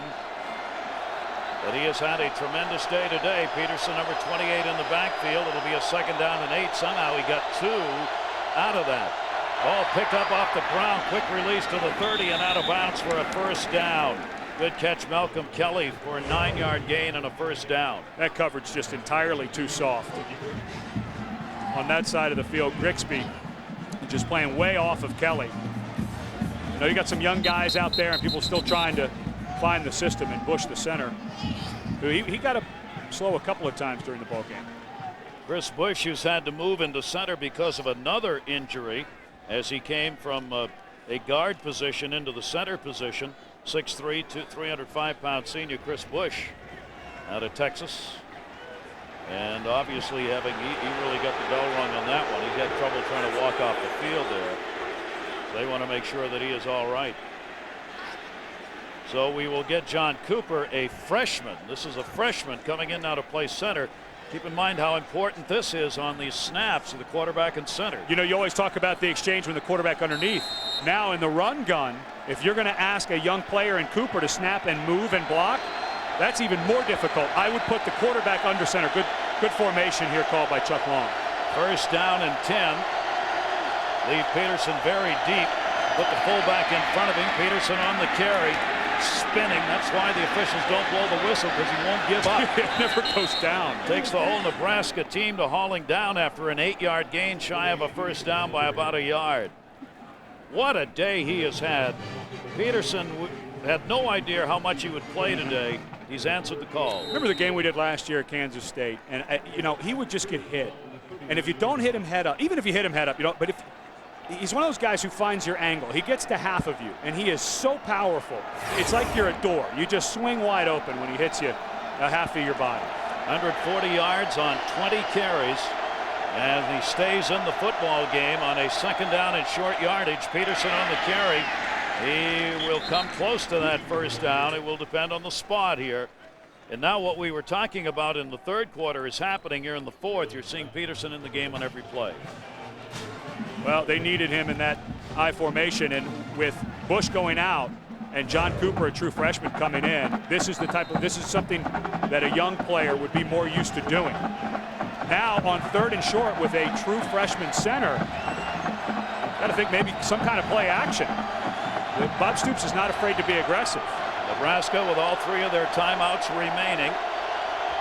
Oklahoma's got the lead. Big third down and 1. Peterson stayed in, gets the football, head down, first down. Just charging, bowling ahead. He was going to come out, as you saw. He came to the sideline, and then they sent him back in. No. It's third and short. Jay Moore got him, but not in time. First down. And Jay Moore doing an excellent job coming down inside. He's going to be free, slips off the block, but he just runs. When he gets near the line of scrimmage, 230 pounds, and he's about 2 feet off the ground. And Moore did a nice job, but just cannot make the play. Looked to me like he got the first. They'll bring the chain in here. Obviously a very big play with 3 minutes 36 seconds left to go. Because if not, it's going to bring up a fourth down and short yardage, but he got it by half the length of the football. First down. So Adrian Peterson gets it done. That'll give him a 1st and 10. Peterson heads over to the sideline. What a difference this could make for Oklahoma if, in fact, he is going to play this way the rest of the season, because that'll give the Sooners a shot, Big 12 championship game, and maybe a bowl game. It's what they're after. Peterson comes right back in. And with Peterson running the way he is, Nebraska may have to use those 3 timeouts to get the ball back, because we're going to let this play clock, if you're Oklahoma, run all the way down to 2 or 3 seconds when the clock is running like this. Peterson still in there on the first down at 10. Take that clock down as far as they can, pitch it back to him, turns it, and he'll be taken down with a gain of probably 1 when they spot it. That was Smith who moved in to put the hit on, number 66. And a timeout with 3 remaining for Nebraska will be used. The Cornhuskers down to 3:05 on the clock, trailing at 31-24, have got to get the football back. Yeah, and this is where you have to use these timeouts, because if Peterson gets going, he's just going to eat it all. Take a look. We were talking about the conference championship game. This is the Big 12 North, and this is why Nebraska, despite the fact they've had 2 conference losses, still looking. Colorado and Missouri will meet later in the year, but Nebraska just hanging in there. A loss today, and you can pretty much knock them out of contention to go to the Big 12 championship game. And in the South, it's everybody chasing Texas. Oklahoma's still in the mix. I mean, crazier things has happened. Texas still has to play Texas A&M. But Texas, of all the teams in that kind of top 2 or 3 in the BCS, probably the easiest run of games down the stretch. And Missouri was losing today in their football game in the fourth, 13-3 to Kansas, so that would really affect the standings in the North. So that's what's up for grabs, even though these 2 teams generally, as we said in their meetings, historically, it's involved a national title chance has been on the line. It's not the case this year. Some have tried to say that has taken away from the tradition of this football game with these 2 programs. But if you talk to the players, these young men on both these teams, as we did this week, I mean, to them, the tradition is there, and they could not wait to be part of it. They revel in it. And the coaches really push it very hard. They want their players to know the history of what's happened between these 2 programs. A second down and 9. Rushing yards, Oklahoma 180, Nebraska 28. Oklahoma, Peterson, one of the reasons they're up there in that department. Another timeout will probably be used as he goes to the 47. As Bo Ruud moved in to put the hit on, and Peterson, who did not carry the ball much in the third quarter, is now carrying it all the time here in the fourth. Well, let's take a look at our Dodge defensive playbook, and it looks like the difference in this ball game may end up being a defensive play by Oklahoma.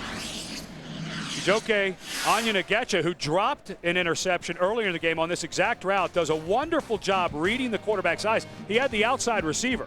He saw the out cut, saw Zach Taylor had locked in on it, comes in to make the catch and return it for the touchdown. He has done a really good job. He's kind of the veteran guy at cornerback, the senior, the only senior that plays cornerback, and that time uses his knowledge to pick it off and take it to the house.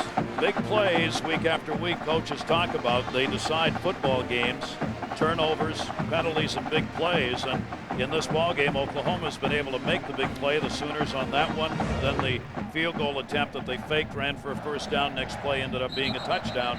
They've been able to come away with big plays. Well, and I think you're starting to get the sense, you know, a lot was said. People wrote off Oklahoma for dead earlier in the year. And if they run out, if they keep playing this well, they could run out and end up 8-3 in a really nice bowl game.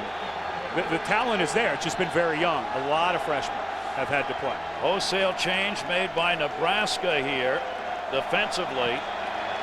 And this 3rd down and 5. Looks like they want to put some heat on. Yeah, with 3 minutes left, it's worth trying to pick it up. You know, some people may say run it and you make them use their timeout. I think you've got to try to pick up the first. Beaumont's going to carry on the big pitch, running backwards and down. And it was a bad pitch, Gary. Had him running backwards, and Jones just could not get his balance back and lost yardage. If he gets this pitch, he gets about 8 or 10 yards first down, and this game may be over because Nebraska probably would have had to have burned their last time out. Chuck Long makes the right call. I'm thinking pass. I thought they were throwing it the whole way, and it's just a bad pitch, and Jones could never get it. There's nobody home. The receivers had run off because in a blitz from the outside gets swallowed. Lakeven Smith, a big guy hustling, he wouldn't have been able to get out there if that's a clean pitch. The final timeout will be used by Nebraska as it will bring up a 4th down and 8. And a punting situation as Nebraska is going to have a chance to get the football back with 2:46 still on the clock. Well, the Sea of Red is getting used to close ones. The last 3 ball games have been decided at home either in overtime or in the last second. This was a field goal attempt by Pitt to win it, and Adam Ickes blocks it. And then Corey Ross in the second overtime against Iowa State takes it in. And then Texas Tech, after Lakeven Smith makes the interception and the fumble, everyone thought the game was over. And then Cody Hodges makes the great play to Joel Filati to win it. So this home crowd's kind of used to this type of finish. We have talked from the beginning about the wind and the factor that it has been in this ball game to the punters. Well, right here, it's going to be kicking into the wind. That wind has stayed up 35, 40-mile-an-hour gusts here this afternoon. And he's going to be kicking from about the 30-yard line. Cody Freeby. Courtney Grigsby will be standing back at his own 20. Let's see if he tries to line drive this rather than getting it up into the wind. Nope, he's going to hang on. And a fair catch called for and made at the 26-yard line and almost dropped. This crowd is great. They tell you what their emotions are by their noises. 32-yard kick on that. And so Nebraska gets a chance. A day that has been entirely uphill. We welcome those of you joining us on ESPN on our ABC coverage of this matchup. The 82nd time Oklahoma and Nebraska have gone at it. Oklahoma had the better of it by far in the first half. Nebraska got back into it in the second. And now with time running out, 2:37 to go in the fourth, they've got a shot at it. Taylor, they'll start in their own territory out of the shotgun. Zach Taylor at quarterback. Good block by Ross. He steps up, throws complete. 30, 35-yard line. Not quite enough for the first down. Clock going. Mulkey, an 8-yard gain hit by Baker. Get up. You don't want to have to use that last time out. They already have. Good point, Gary. Yep, that's right. They use it on the 4th down, which was the right decision. And you see the official, they're not doing anything here about that because the injury's got to be severe enough that they believe now they will stop the clock with 2:19 left to go. And they need Mulkey. He's been the go-to guy for Zach Taylor. Here's a drag route. Taylor doing a good job stepping up into the pocket. Oh, he got his leg caught up as he went down. But Mulkey's been the most consistent underneath receiver. Swift has been the guy who's been running the posts and the corners, but Mulkey's so important. Remember earlier in the game, everything they were doing down the field, Mulkey's been involved in a lot of these kind of underneath routes. They really need him.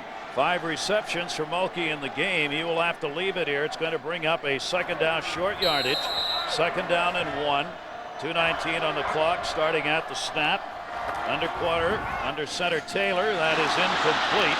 That would have been enough for the first down on the near side, but he couldn't hang on to it. Todd Peterson, wide receiver, coming in for Mulkey. He's not been involved very much in this game. And that's really unusual. Peterson, a walk-on freshman, has worked his way into the lineup because of his good hands. He's had 2 touchdown catches in the 2 ball games prior to this. And that was why he was working his way up the lineup. That was just a lack of focus. Peterson will stay in. Zach Taylor again going to the right. He's got a chance to run it for the first down, and he will get it. And that will stop the clock. So Taylor takes it as Rufus Alexander put the hit on. 2:06 left to go. Playing against the clock. Little sprint out protection. What a great job. He's looking for the same route over to Peterson, but as he sprints out, watch the eyes.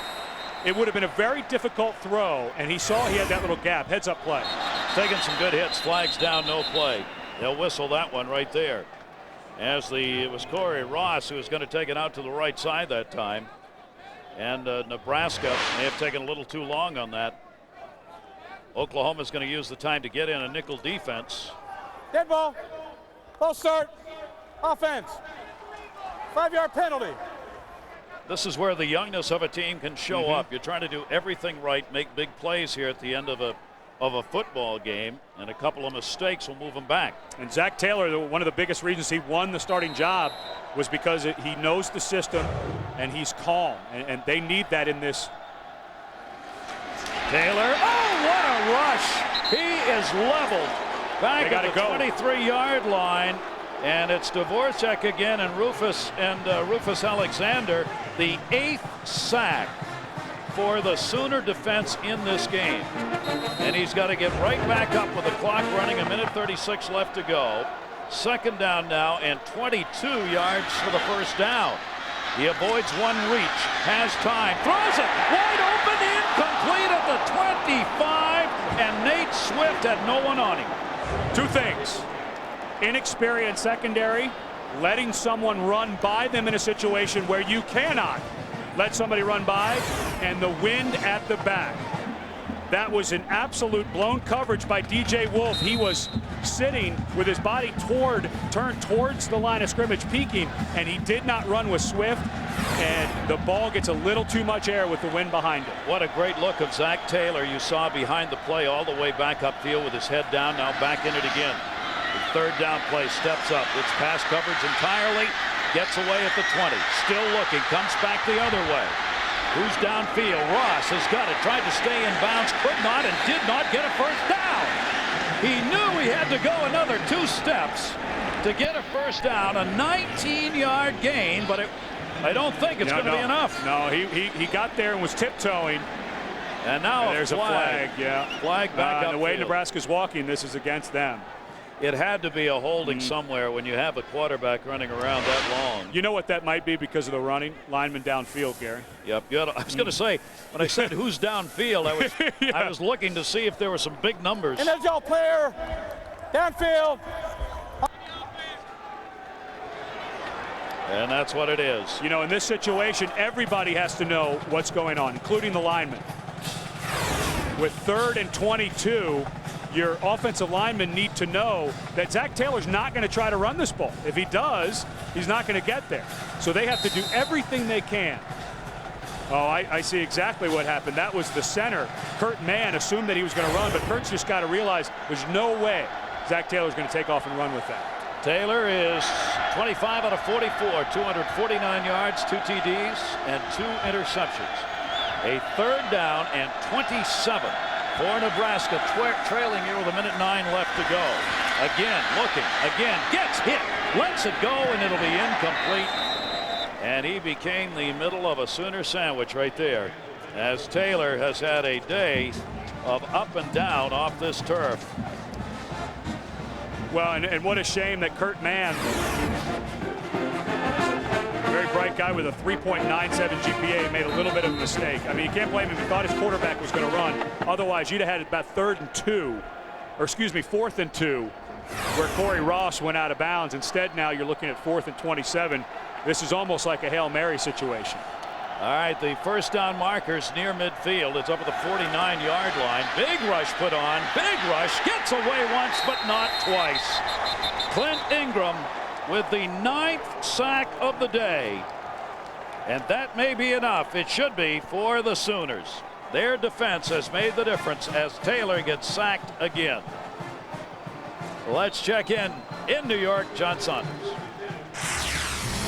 Well, Gary, USC this week the number 2 team in the BCS poll, but Matt Leinart still number 1 and just about everybody's scorecard. 29 yards to Dwayne Jarrett, 7-0 is the lead. When we come back, we'll take some of you out to that game. Others will go to Texas A&M and Iowa State. That one also just underway. It is scoreless right now as A&M looks to go to 4-1 in conference play. We'll get you out to those games in a moment. All right, John, and in this one, it's 31-28, and for Oklahoma, it's going to be a rare win in Lincoln, Nebraska. It has been a while since Oklahoma's been able to quiet this crowd of red. Yeah.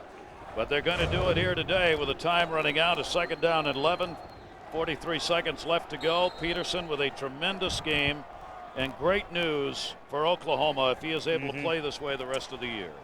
Looked stronger as the game went on, and that's typical of Adrian Peterson. When he starts running downhill and he gets some momentum, boy, he will wear out the defense. He didn't get to play at all in the 3rd quarter because Nebraska, and give Zach Taylor credit too. He's from Norman, Oklahoma. A lot of pressure on him in this game. It looked like the pressure was on him the first half, but he gave his team a chance to win it here in the second half. So it will run down. Peterson, 24 carries, 146 yards, and 2 TDs. Bomar went 14 out of 28, 157 yards. First win for the Sooners here in Nebraska since 1987. And for Oklahoma, they will keep their bowl hopes alive after playing in the championship game last year, as they will improve their mark in the conference to 4-1.